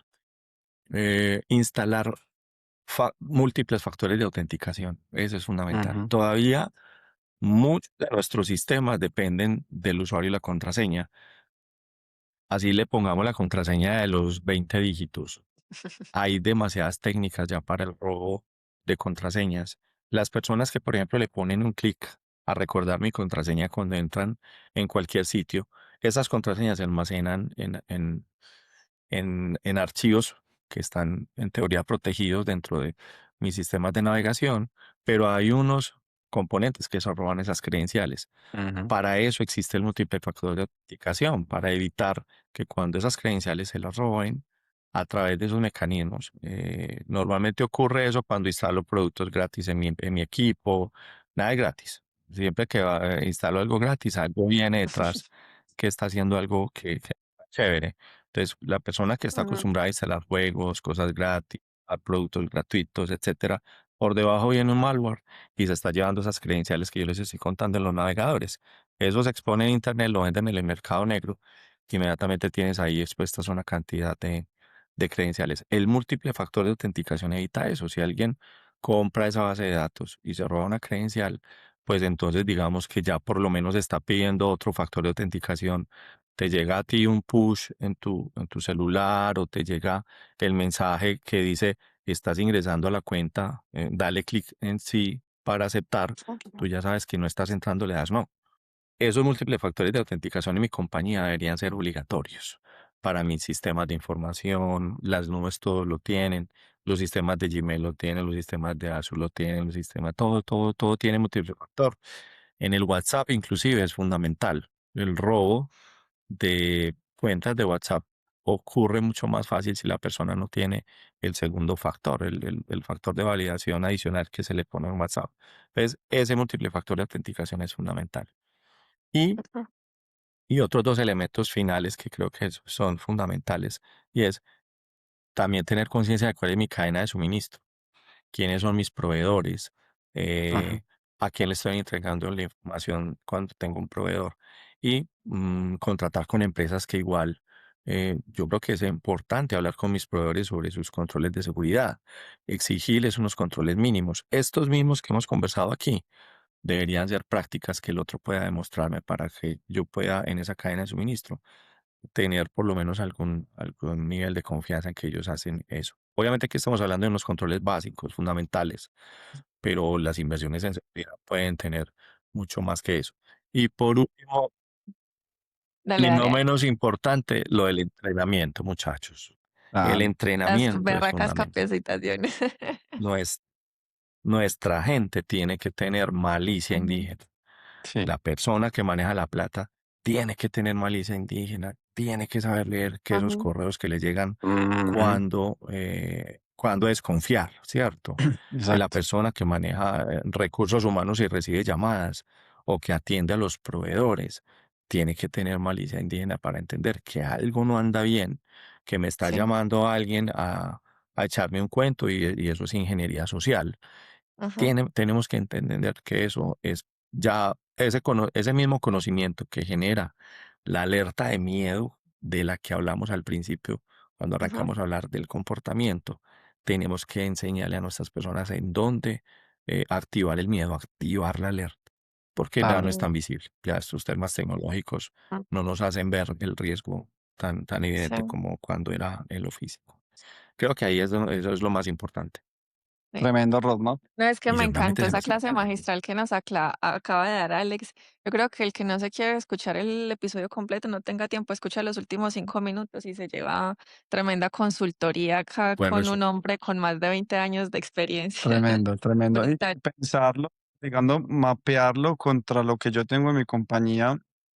Y yo ya he hecho inversiones en ciberseguridad y demás. Y hay un par de cosas que no he hecho, de las que Alex mencionó. Entonces, mira, que ni siquiera estamos hablando de cosas que son costosas de hacer, pero son fundamentales, uno, dos, tres, cuatro, Ujú. para poder empezar a generar esa base de seguridad de mi empresa y a crecer a partir de ella, Así es, ¿cierto? sí. Sí. Alex, el último punto, bueno, el penúltimo que mencionaste de las otras empresas, ¿cierto? Que decías, bueno, yo tengo que hablar también con mis proveedores. Me llama mucho la atención porque uno puede que tenga los accesos privilegiados, la gestión de accesos, el doble factor de autenticación. Digamos que ya en mi empresa se entendió que a pesar de que nos dé un poquito de pereza el doble factor y todo, en la medida en que yo esté más cómodo, pues también estoy más inseguro. Pero digamos que hicimos check, check, check a todas esas cositas que nos acabas de mencionar. ¿Cómo construyo yo una relación de confianza ya con mis proveedores o con las otras empresas con las que trabajo? Si yo estoy muy, muy juicioso, como decimos en Colombia, o ya le hice check a todas esas cositas, pero la otra empresa con la que trabajo quizás no lo ha hecho, o viceversa, Ok, ¿cierto? Juli. Hoy hemos tocado muchos frentes y pues esto se iría hasta 4 y 5 podcasts si queremos hablar de todos los elementos Yes. que deberíamos tocar. Miren que Ujú, hoy mi relación con mis proveedores tienen muchos puntos de contacto, ¿cierto? ujú, Y estoy hablando de que puede ser que él me procese algo, yo le entrego la información a través de una integración o le hago una entrega, inclusive Ujú, hoy utilizamos todavía los mecanismos de transferencia de archivos a través de protocolos tradicionales y él hace unas operaciones y luego entrega un servicio en mi nombre o me devuelve un resultado, ¿cierto? Entonces, digamos que ahí hay unos riesgos alrededor de cómo él procesa su información, la maneja, todos los controles operativos que mencionábamos hoy, etcétera, e incluso en cómo publica y entrega la información. Entonces, hay todo un montón de elementos. Puede ser esa un mecanismo. Otro, una interacción permanente a través de APIs, de microservicios, a través de consumo directo contra unos servicios que yo le expongo o que él me expone. Y ahí también ujú, hay, digamos, unos puntos de contacto. Pero yo me devuelvo desde el proceso inclusive de la contratación, ¿cierto? Cuando yo selecciono ese proveedor, y estoy haciendo una evaluación de quiénes van a ser mis proveedores y dependiendo de la naturaleza de ese servicio que hablamos hace un momento, cuáles son los puntos de contacto que va a tener con él, enfocarme en cuáles son las seguridades que presta él y en cómo entrega el servicio y cómo lo procesa al interior. En grandes compañías hay evaluaciones independientes, se llaman unos ISAE 3402, están las certificaciones SOC que le permiten a una empresa dar cuentas de cuáles son sus controles de tecnología, pero muchas veces en las empresas pequeñas pues es imposible exigir por los costos que eso tiene. En ese caso, pues bien válido es que ellos de alguna manera le cuenten y no solamente le cuenten, le muestren a uno cuáles son los controles que tiene. Yo creo que es válido pensar ujú, en que una persona idónea a mi compañía vaya y verifique el ambiente de control. Venga, muéstreme, venga, cuénteme usted cómo lo hace desde el mismo momento en que estoy haciendo la selección del proveedor. Creo que hay muchas cláusulas que uno puede encontrar en las ISOs que pueden incluirse dentro del contrato, pero creo que eso hace parte del formalismo. Luego viene la etapa realmente chévere y es cómo hago, digamos, entonces ese proceso. Primero, ocuparme de que los puntos de contacto estén seguros. Entonces, ahorita ujú. lo hablábamos. Yo tengo que seguir me proveo seguridad, pero yo tengo que entregar también seguridad. Entonces, si yo estoy Claro. entregando microservicios, si yo estoy haciendo integraciones, si yo tengo puntos de contacto con protocolos tradicionales, primero entonces yo estoy haciéndolo de manera segura. Yo estoy exigiendo que tengas mecanismos seguros para conectarte conmigo. Creo que esa validación técnica la puede hacer tu equipo de tecnología y puede hacer un proceso adecuado. Lo mismo pasa si eso son desarrollos, ¿cierto? ¿Cuáles son las prácticas de desarrollo, la administración de los repos, todas las suscripciones que se tienen alrededor de todo lo que se necesita para poder desarrollar para mi compañía? Ahí hay unas prácticas en las cuales inclusive yo puedo participar de ese ambiente o yo entregar, digamos, los ambientes en los cuales quiero que los equipos de trabajo hagan toda la parte del SecOps y que yo pueda poner los controles. Hoy la tecnología me permite hacer cosas como esas y eso lo que nos hace muy, muy competentes para trabajar con esos proveedores. Yo siempre creo que la dinámica de las reuniones es muy importante con mi proveedor, pero reuniones realmente donde se note y se sienta que lo que me estás entregando. Me encantan las reuniones que son, venga, no hagamos reuniones de PowerPoint. Muéstrame Ujú, directamente en los sistemas de información qué es lo que estamos haciendo. Ah, Muéstrame en la herramienta, muéstrame en el tablero de control, muéstrame directamente. Y esa es la práctica que hago en mis comités, por ejemplo. Entonces, esa reunión semanal que yo hago, que es más operativa, que la hace seguramente mi analista y que es el que está viviendo el servicio todos los días, tiene que dar cuentas de eso. Ahí hay un entrenamiento fundamental que necesita esa persona para que detecte señales de falta de seguridad. Esa reunión táctica y posiblemente estratégica que hagamos mensual o trimestral, tiene que darnos a nosotros también un nivel de, digamos, de gestión que nos permita abordar en esas reuniones, venga, evaluemos los temas de la seguridad. ¿Cómo está la ujú, seguridad? Hemos tenido incidentes, hemos tenido eventos. ¿Cómo va el plan de trabajo X en el cual identificamos una brecha? Pero si nosotros no incluimos la conversación de seguridad en el día a día, pues ujú, entonces ese proveedor se va a desentender de la seguridad. claro. Imagínense que hace más o menos unos 5 años vengo haciendo un proceso chévere con las áreas de operación de mis organizaciones y es, no hablemos de administración de plataformas con los proveedores de la operación, hablemos de administración segura de plataformas, no hablemos de administración de redes con tu proveedor de redes, al menos hablemos de administración segura de redes. ¿Qué significa eso? Que tú me entregas un servicio que de alguna manera, en alguna parte de la agenda del día a día de la reunión, me estás contando la seguridad y cómo andan los procesos de seguridad con la organización. ujú, Creo que esa Súper, conversación permanente con el proveedor es fundamental, súper. desde el principio en la evaluación y en la elección, como luego en las conversaciones del día a día con ese proveedor. Y yo creo que ahí Total. va madurando mucho ese proceso de seguridad. Yo tuve un incidente al respecto en la empresa porque resulta que un proveedor fue atacado y una de las cuentas de alguien que se comunicaba con nuestro equipo de logística se la hackearon. Digamos que se le robaron la cuenta. Entonces, claro, como aquí Mm, mi equipo de logística estaba acostumbrado a intercambiar emails con él, pues les pareció normal que nos enviara un email con cierto link y todos, absolutamente todo el equipo de logística dio clic al link. Por supuesto, a pesar de que estaban entrenados en temas de phishing, a pesar de que ya tenían esa malicia indígena y demás, fue normal porque vino desde un proveedor externo con el que siempre han trabajado y con la persona que siempre han trabajado. Afortunadamente, el sistema pues de protección que tenemos en la empresa se activó y funcionó, pero a través del proveedor nos hubieran podido atacar una persona que ya tenía confianza dentro de la empresa, dentro de un equipo de la empresa. Entonces, por supuesto, ese tema es fundamental de revisar. Me parece que no solamente interno, desde las personas que trabajan en la empresa, sino también con quién trabajo yo como empresa, cuáles son mis proveedores y también que los demás estén al tanto de lo que puede pasar con proveedores también. Pero yo sí tengo una pregunta respecto a ese decálogo que nos diste ahí tan interesante, y es en el tema de lo que decías como las versiones empresariales o los planes corporativos de los software, ¿cierto? Cuando, digamos que las empresas cuando empiezan son muy open source o de alguna manera intentando pues ahorrar costos, instalan el Office free, instalan cositas así, pues que son free y que obviamente por temas de costos lo hacen. A medida que van evolucionando, pues también van poniendo, digamos, los planes corporativos en Office 365, en el caso de Microsoft y demás. Pero con la IA me parece que pasa algo muy similar, y es que hay muchos modelos gratis en este momento, y mucha gente usa los modelos gratis y están usándolos para todo.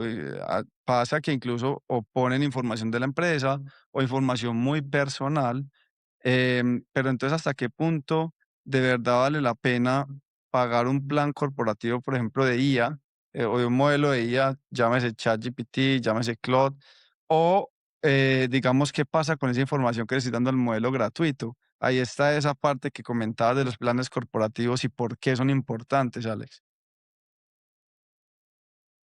Faber, eso es muy, muy, muy clave en la evolución de la necesidad que yo tengo. Es muy posible que, y me he encontrado alguna necesidad de algunas organizaciones en las que es muy de apoyo, llamémoslo así, la necesidad que tengo es de apoyo, no vincula, digamos, directamente la información estructural de mi compañía, ni la de mis clientes, ni la de mis necesidades, y, y entonces no encuentro ningún argumento para decirle, bueno, eso está bien, puedes usar una herramienta free, ¿cierto? Eh, Obviamente con ciertos cuidados, que no traiga malware por debajo y todo ese tipo de cosas.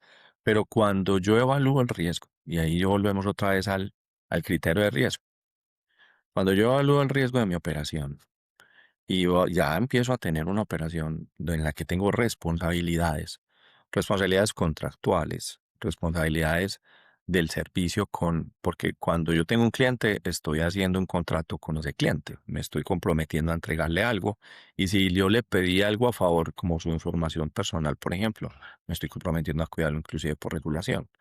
El tema regulatorio, que es otro de los riesgos fundamentales a cuidar, etcétera. Yo creo que ahí ya empiezan a decir, no, aquí ya no me sirve algo que no tenga el soporte, la estructura, Ujú, los features y todo lo demás. Inclusive cuando uno tiene una licencia corporativa, una licencia paga, así no sea corporativa, puede ser una licencia paga, tú ujú, tienes acceso a los features de seguridad que te da la licencia. En el mundo del Open no. En el mundo del Open eso está limitado a las condiciones del que te presta el servicio.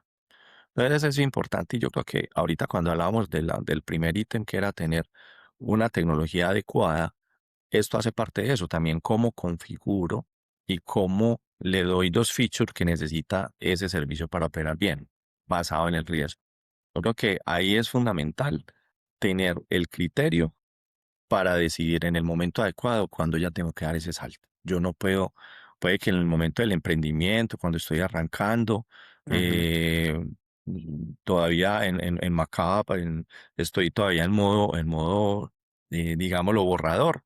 eh, estoy con herramientas free. Pero cuando hago mi primer contrato, cuando tengo mi primer cliente, tengo que hacerme la pregunta, ¿esto es Claro. suficiente? Y tal vez la respuesta sea no.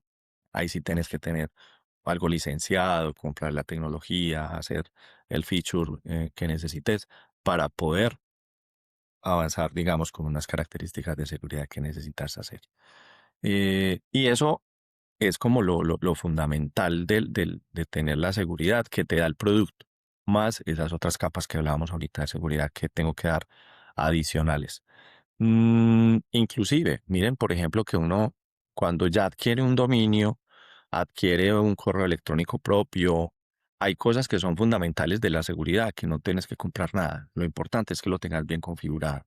Un Ujú, correo mal configurado de tu compañía permite que te entren correos falsos. Un correo mal configurado de tu compañía permite que cualquiera envíe correos falsos en tu nombre a tus clientes.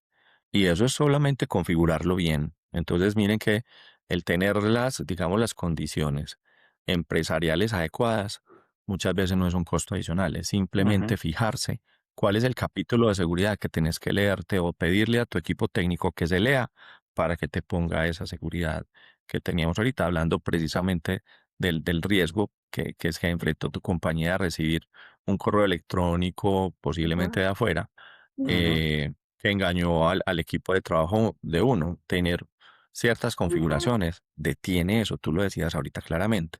El sistema de seguridad de la compañía frenó esa campaña de phishing que estaban haciendo contra ustedes.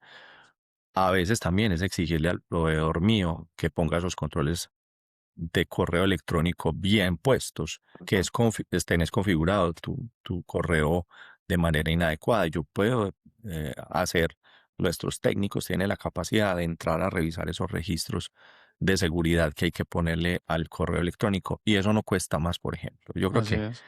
eso es parte, digamos, de las responsabilidades que empezamos a adquirir. Alex, ¿y dirías que con el tema de la IA también vale la pena tener planes pagos por la misma razón? Uy, sí, claro que sí. ¿Qué pasa con la IA?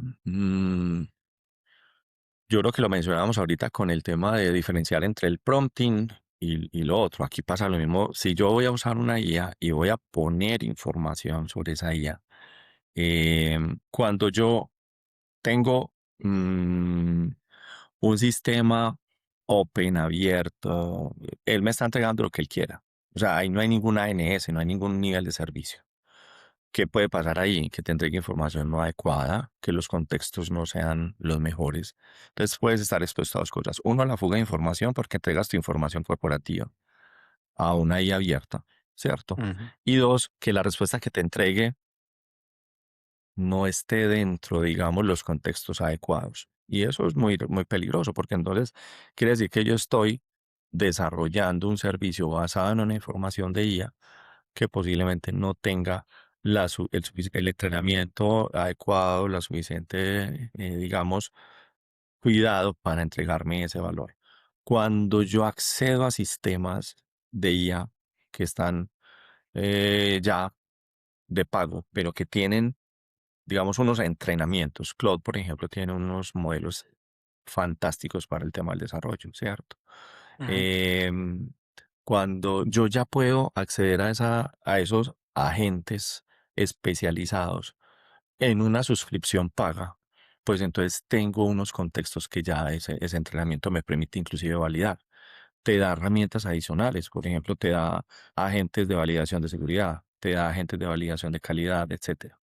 Cuando yo me voy solamente del modelo abierto, primero tengo unos límites, ¿cierto? Y segundo, pues entregar esa información, yo creo que no es lo más conveniente cuando yo la tengo que entregar. Creo que hay que evaluar muy bien nuevamente el riesgo. Y posiblemente he encontrado otras en ese shadow que mencionábamos ahorita. Hay unas áreas de mercadeo que me han levantado, me dicen, ves que hay unas herramientas de IA muy bacanas que nos ayudan a Ajá. modelar gráficos, a hacer cosas. Son cosas de apoyo. Ujú. Yo creo que ahí hay cierta permisividad que habilita el negocio. Pero yo creo que evaluando el riesgo no debe decir, esto es un tema de apoyo, no pone en riesgo, no tienes que poner la información de la compañía ahí, pues evaluémoslo y es posible que permitamos que esa persona utilice esa herramienta, Ujú. ¿cierto?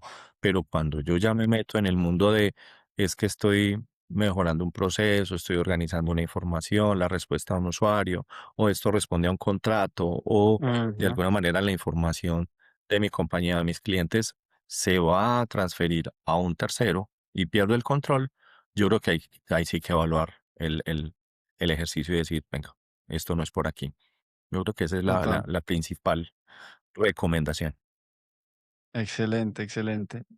Bueno, se llegó la parte que más me gusta del podcast y Juli nos la va a contar. Alex, tenemos una sección, nos Que es encanta meterá. porque nos das mucho contexto en tus respuestas y todo, pero esta parte en particular, esta sección que tenemos es de respuestas muy rápidas. De hecho, la sección la llamamos Rapid Fire, porque es lo que primero se te venga a Ok, la mente y como que al grano, sin preparación, nada. Acá tenemos las 5 preguntitas, entonces vamos a arrancar. Vamos a ver. Listo, son 5 preguntitas, entonces, claro que ¿quieres sí. empezar? Sí. De una, dale. Listo, Alex, la primera. ¿Empleado descuidado o hacker experto? ¿Qué te da más miedo? Empleado descuidado. Eso me imaginé yo que iba a responder. Ahí Es más cercano. cortiquitico, ¿por qué? Qué susto. Porque el Eso hacker espanta más que experto, fantasma. el hack, porque el hacker experto se va a encontrar contra todos los controles cuando una organización tiene el buen adecuado nivel de, Ujú. digamos, de implementación. Pero el Ujú, empleado descuidado definitivamente me pone en riesgo ese ambiente de control del que hablábamos siempre. Total, Da total. la ventaja. Entendido, súper. Bueno, pues yo, el mayor mito de la ciberseguridad en una frase.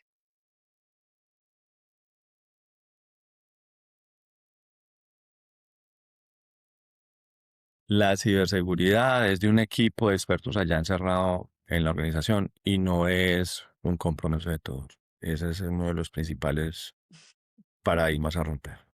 Espectacular, para que lo hubiera preparado. La experiencia. Mm, Listo. bueno, la tercera. Alex, el error número uno de empresas pequeñas.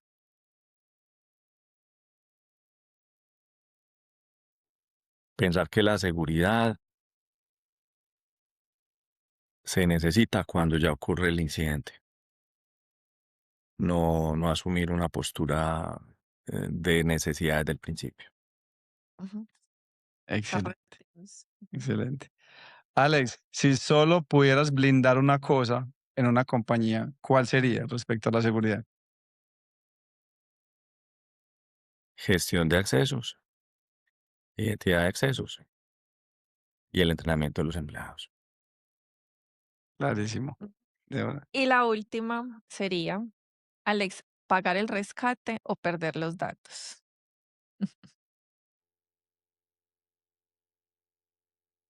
Si hiciste bien la tarea del backup, si hiciste la tarea de los controles y todo lo que hablamos aquí, no tendrías que pensar nunca en pagar un rescate. El rescate tiene muchas complicaciones. Miren, las pólizas de seguro, y pues me puedes tener en esta un poquito, ¿no? Sí, por favor, ya vi que es interesantísimo. Es muy importante porque esa pregunta es de mucha controversia. Mm, Cuando uno está en una situación real, imagínese que usted perdió toda la información de su compañía. No tiene forma de recuperarla. Ujú, Y la única esperanza que le dan es un personaje que se puso al otro lado de un computador y te tiene un mensaje que te dice, si consignas unos bitcoins, yo te devuelvo tu información. Primero, no ujú, es una garantía. Estás conversando con malos. ujú, Entonces, eso tampoco. Y tercero, estás financiando un mercado delictivo Ujú. que tenemos que parar en algún momento. Entonces, ujú, es muy complejo. Decir si vas a pagar en ese momento, decirlo antes es muy fácil. No, yo nunca pagaría. Pero cuando estás ahí, en el momento de verdad, tienes desesperado. unas obligaciones legales con tus clientes, ni siquiera es tu información. Muy duro estar al frente de una situación de esas. Tú empiezas a considerar, pucha, pago mejor y que me la devuelvan, pero es una esperanza, no es una garantía. Ujú, A algunas organizaciones pues ha salido bien, pagan el rescate y recuperan su información, pero a los 2 meses están en la misma situación. Créanme Ah, que ese es el problema. ok. Y dos, mire, las pólizas de seguro hoy incluyen unas cláusulas de ciberseguridad en las cuales está incluido la posibilidad de pagar un rescate. Es decir, la póliza te Ah, podría ayudar a pagar un rescate. ah, Miren la relevancia de la postura, pero tiene unas ok. condiciones. Uno, que tengas unos adecuados protocolos para la gestión del evento, que tengas unas garantías previas, que es backup, controles de acceso, gestión de cuentas privilegiadas, sistemas antivirus, sistemas de protección de correo electrónico, prácticas de seguridad, capacitación. Todo lo hemos conversado en este podcast. Esas son las garantías. Y segundo, que durante un evento real tú hagas un adecuado proceso, es decir, tengas una buena respuesta del incidente, hayas activado a las autoridades competentes. Miren qué tan ujú, importante. Que haya una emisión de un concepto idóneo, bien por las autoridades competentes o bien con los asesores de las pólizas, sobre, entre comillas, la seriedad del grupo delictivo frente al pago de rescates. Miren qué Ajá. irónico. Es decir, si ese grupo en el pasado, con los eventos en los cuales ha sido exitoso, el pagarle el rescate ha dado como resultado que sí se recupera la información. ah, Si es un grupo delictivo que tiene una mala reputación en eso, la póliza no te aprueba. ah, Ok, ok. Entonces, brutales. pensar en pagar o no pagar, yo creo que más allá de una decisión antes de, es un procedimiento adecuado. yo me alineo totalmente con el ejercicio que proponen los aseguradores. Y esto es un fenómeno desafortunado. No vamos Ujú, a legalizar el pago. Yo creo que esto no lo podemos hacer nunca. Pero yo creo que lo más importante es que si yo ya tuve todo lo anterior, inclusive miren qué tan curioso, si ya tengo todo lo anterior, tiene que ser un evento demasiado elaborado, especializado y un ajá, control que falló, que Claro, incluso me dañó mi backup y hay organizaciones que cuentan con un tercer backup inclusive. Si todo eso falló, es otra cosa es una cosa supremamente compleja. En la mayoría de los eventos que yo conozco de primera mano, afortunadamente el backup y la recuperación funcionaron, los más okey, cercanos. Y mm, el problema fue el tiempo de recuperación, ¿cierto? Unas 15 días, otros un mes, otros 45 días. Hay que asumir algunas pérdidas, sí, pero no se acabó la compañía. Entonces, ¿pagar o claro. no pagar? Esa es la respuesta. Hay que elaborar. Excelente, Alex, excelente, mil gracias. Sabes, en LinkedIn nosotros ponemos siempre como una encuestica em, respecto como al tema que las personas les gustaría escuchar, profundizar más, digamos, en el podcast, en el episodio del podcast al que vamos, por ejemplo. Entonces, en tu caso, hicimos la encuestica y preguntamos cuál sería ese tema que ellos estarían interesados en que tú profundizaras un poquitico más. ujú, Y definitivamente tiene que ver Ujú. con el tema de la IA. Las personas están muy interesadas en el LinkedIn de Droplet Code respecto a seguridad y el tema de la IA. Así cortico, de pronto tienes tú un comentario al respecto que tú digas, hey, la IA y la seguridad van así y van a ir así, porque de ahora en adelante, pues, ves lo que vamos a ver es temas de agentes y agentes que un hacker quizá me los secuestró, agentes que tenían accesos privilegiados en mi compañía y me los hackearon. De ahora para adelante vienen unas cosas que hasta para tu profesión van a ser un aprendizaje nuevo, un montón de cosas nuevas que vienen. ujú. ¿Qué comentario tendrías de pronto para las personas en LinkedIn que están interesadas en el tema como tal? Bueno, esto es el tema de la IA y la seguridad es como las noticias cuando están en desarrollo, así, esto está en desarrollo, Mm, pero ya han ocurrido muchas cosas muy interesantes. Ajá, Primero, si le damos desde la ventaja, la IA nos está facilitando un montón de cosas. Nosotros estamos hablando de SOCLES, que es un SOC, un Security Operation Center, habilitado con agentes que nos permite dar respuesta a incidentes, ya no en minutos o en horas como lo teníamos antes, sino en segundos. Y eso es ujú, fundamental y yo creo que nos ha generado una gran habilidad para desarrollar capacidades de automatización muy altas. Las investigaciones en seguridad se han mejorado grandísimo. Nosotros en la compañía en la que trabajo tenemos ya una gente que nos ayuda a que cuando llega la alerta, nos ayuda a indagar sobre si eso es un falso positivo, va a los sistemas de información y tiene las posibilidades de traer si el indicador de compromiso que se viene relacionado a la alerta está presente porque hay, por ejemplo, sistemas desactualizados, etcétera. Entonces, la investigación se vuelve súper rápido. Lo que antes tenía que hacer un ser humano, le recibe una alerta y verifica entre los sistemas de información. La gente ya tiene toda la ujú, data mapeada para poder traerte de una vez un reporte y decir, no encuentro ningún sistema de información en la compañía que tenga esta versión. Genial. ujú, okey, Descarto la alerta y sale de una. Entonces, son ventajas tremendas. Em, la posibilidad de que en toda esta orquestación que tenemos de seguridad, encontremos información rica también afuera, ¿cierto? Entonces ya las vulnerabilidades no solamente se enriquecen con lo que es propio de la vulnerabilidad, sino hacia afuera en Internet, qué está pasando con esa vulnerabilidad, está siendo atacada, existen posibilidades de que se descarguen utilidades para explotarla, etcétera, etcétera.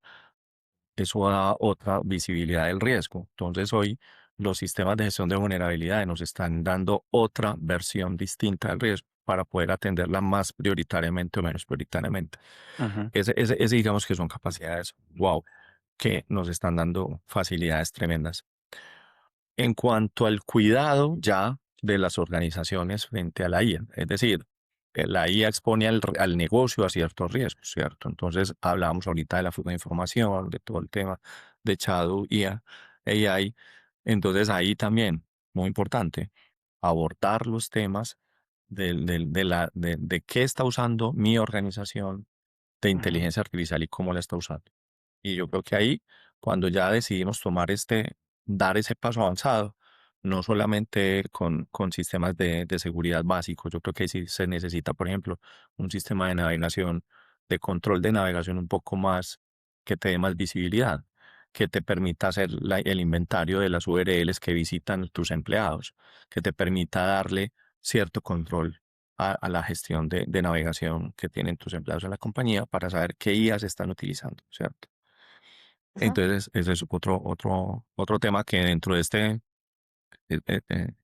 noticia en desarrollo está pasando hoy y ya ujú, afortunadamente tenemos herramientas para eso.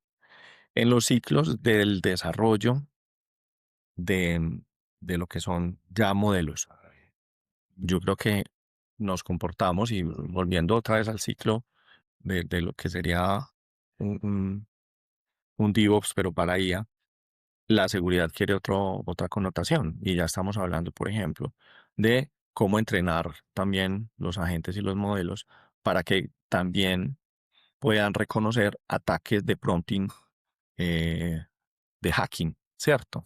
ok, El prompt injection, que es una técnica que se está empezando a, a evidenciar ya demasiado, y es que todos esos agentes que responden en atención al cliente en un sitio web, pero que finalmente es un agente detrás, yo puedo empezar a través del prompting a tener cierto acceso a información que no estaba planeada que él me diera o a que ejecute acciones que no estaba planeada que él hiciera. Yo puedo inyectarle código, por ejemplo, que él ejecute un código. Y entonces lo que haces es que transformas totalmente el ambiente tecnológico que estabas prestando a través de ese agente. Ahí hay que tener también, y ya hablamos de, así como teníamos OWASP, ya tenemos el top 10 de vulnerabilidades para IA que tenemos que empezar a incorporar en los modelos y en el desarrollo. Entonces, ahí también hay que empezar a abordar de manera fundamental el ejercicio. Lo que hablábamos del gobierno de IA, tener visibilidad de cuál es, digamos, el proceso de adopción que estoy teniendo, gobernanza de la IA y es poder tener visibilidad de cuáles son los agentes que está haciendo mi compañía, qué está haciendo, qué está publicando y cuáles son los accesos que está permitiendo y los tools que está utilizando. Eso lo haces también a través de si estás utilizando Copilot, si estás utilizando cualquiera de las suscripciones pagas que son para empresa. Hay unas herramientas fundamentales y básicas que te permiten ir haciendo gestión sobre eso. Está en desarrollo también. Creo que ya, por ejemplo, Microsoft, que es el más cercano que conozco, ya empezó a dar unas herramientas que me visibilizan los agentes, me visibilizan las identidades y la dependencia entre identidades para poder yo empezar a tener un contexto. Y en una versión un poco más evolucionada de esa misma herramienta, por ejemplo, me permite a mí ya tomar decisiones, por ejemplo, inactivar una cuenta de de un agente para que el agente quede inactivo. Entonces yo creo que ya empieza hasta a tomar forma, tomar de alguna manera una evolución ujú, y una atracción, pero veremos muchas cosas hacia adelante. Yo creo que hablamos ya, por ejemplo, para dentro de los roadmap que tenemos, ya los ataques cibernéticos no van a ser herramientas contra las corporaciones, sino IAs contra IAs, atacantes IA contra contra empresas defensores, sí. IA que Ujú, nos tenemos que defender. Con lo que les hablaba yo ahorita del SOCLES basado en ujú, agentes, pues entonces van a ser puros agentes defendiéndonos de los ataques de agentes que vamos a tener. Entonces yo creo que el tema es de mucha velocidad. Fuera de eso, ahorita hablábamos un poco al principio sobre las expectativas del quantum. Estamos ya abordando cuál va a ser la seguridad post-quantum. Y es las velocidades de procesamiento van a ser muchísimas veces superiores a lo que tenemos ahora y todo lo que es el ecosistema de seguridad que conocemos hoy con certificados, criptografía y demás, pues ujú. van a ser vulnerables a las velocidades de iteración que tenemos, de ser ya totalmente vulnerados. Entonces, creo que la IA mezclado con todo esto va a jugar un papel fundamental. Hoy nuestras tendencias están hacia desarrollar rápidamente los modelos de seguridad basados en IA para que efectivamente tengamos la velocidad que necesitamos hoy, pero preparándonos también hacia lo que se viene. Y estamos trabajando desde ya, por ejemplo, en una tendencia que ya se está trabajando, los fabricantes ya hablan de Quantum para el 2028, 2028-2029, y es liberar ya comercialmente capacidades Quantum al mercado para que sean adquiridas. Hoy son laboratorios en las empresas que fabrican eh, todas estas compañías como IBM, con, todas las grandes que tienen hoy sus laboratorios gigantes, pero estamos esperando que en el 2028 al 2030 más o menos ya podamos comprar equipos con tecnología quantum como se promete. Y ahí estamos trabajando precisamente en cómo hoy se está abordando desde ya, desde la parte del software, desde la parte de la criptografía, de todo eso, que esperamos que pase en la era post-quantum. Mucha tela para cortar, yo creo que Sí, no, total. Alex, pero ¿qué se puede hacer con la computación cuántica? por ahora irnos empapando de lo que está sucediendo, Ajá, ¿cierto? Yo creo que las, la, la literatura especializada nos va diciendo cómo se está moviendo. Pero, por ejemplo, qué estamos haciendo hoy en las organizaciones? Primero, haciendo inventario de todas las tecnologías que tenemos y cuáles son las seguridades basadas en criptografía que tenemos, ¿cierto? Cuáles son todos esos elementos que hay que atender y a empezar a buscar cuáles son las tecnologías que ya están abordando. De hecho, ya hablamos de cifrado postcuántico, modelos nuevos, ya existen modelos nuevos de criptografía que están preparados para esa tecnología. Entonces, hay que hacer un proceso así como evolutivo, de aquí al 2028, un roadmap. Son ujú, 2 años de trabajo en los cuales tenemos que empezar a trabajar en que estas tecnologías que tenemos hoy tradicionales en criptografía principalmente las vamos a ir migrando. Todos esos certificados digitales, las llaves, las firmas y ajá. todo el modelo a estos nuevos protocolos de cifrado que se tienen. Y yo creo que hay que empezar a interesarse mucho en estudiar y en leer lo que se está viniendo, porque todos los días otra vez noticia en desarrollo. Yo creo que nos tenemos que Claro. acostumbrar en tecnología a hablar de noticias en desarrollo. Está evolucionando Sí. demasiado rápido. Hoy Ujú. estamos hablando de esto y dentro de un mes estamos hablando seguramente de algo más avanzado y en cuestión de días, Sí. ni Total. siquiera ya Ujú. hablamos de meses ni de años, no, de días. Entonces, yo creo que es fundamental empezar a hacerle seguimiento a los avances que están liberando ya estos grandes fabricantes alrededor de la implementación y adopción de Por tecnologías supuesto. postcuánticas. Espectacular. Es que Alex, discúlpanos que te preguntemos tanto, pero cada temita que nos pones nos llena como de más sed de conocimiento. Ujú. Pero si no, acá nos podríamos quedar, pero yo creo que ya como para ir concluyendo un poquito, Alex, nos diste herramientas para protegernos, formas en las que nos pueden atacar, un roadmap para el futuro también para los que queremos ahí también estudiar un poquito, los que están montando empresa, los que ya están en empresa. Gracias, Alex, por aportar con todo tu conocimiento como a esa misión que tenemos nosotros, porque esto pues Alex no nos está cobrando un peso por esta consultoría, entonces es más altruismo que cualquier cosa. Un profesional espectacular, con mucha experiencia, con conocimientos también impecables. Gracias, Alex, por esta conversación tan rica en todo el sentido de la palabra. No, a ustedes, Julia, a ti, Faber. eh, Me encanta estar aquí. Qué buena apuesta la que están haciendo. Y cuenten con todos los momentos que necesitemos conversar para que avancemos y podamos actualizarnos en lo que se viene. Cuenten con eso. Eso Mil sí es gracias a una ustedes. ofertísima. Alex, mil gracias, de verdad que fue súper enriquecedor. Pero antes de que te vayas, Alex, ¿has visto que cuando alguien dice algo muy controversial, suelta el micrófono y se va detrás del telón? como quien dice, no tengo nada más que decir, lo dije todo con esto. De eso se trata Drop It Like Code. ¿Cuáles son esas verdades o esas verdades que así sea crudas, digamos, los líderes de negocio deberían conocer para poder estar al tanto, para poder continuar con sus estrategias? Y en temas de ciberseguridad, ¿cuál es esa verdad que quizá pueda ser incluso impopular, pero que tú digas, esto lo tiene que saber la gente y me voy?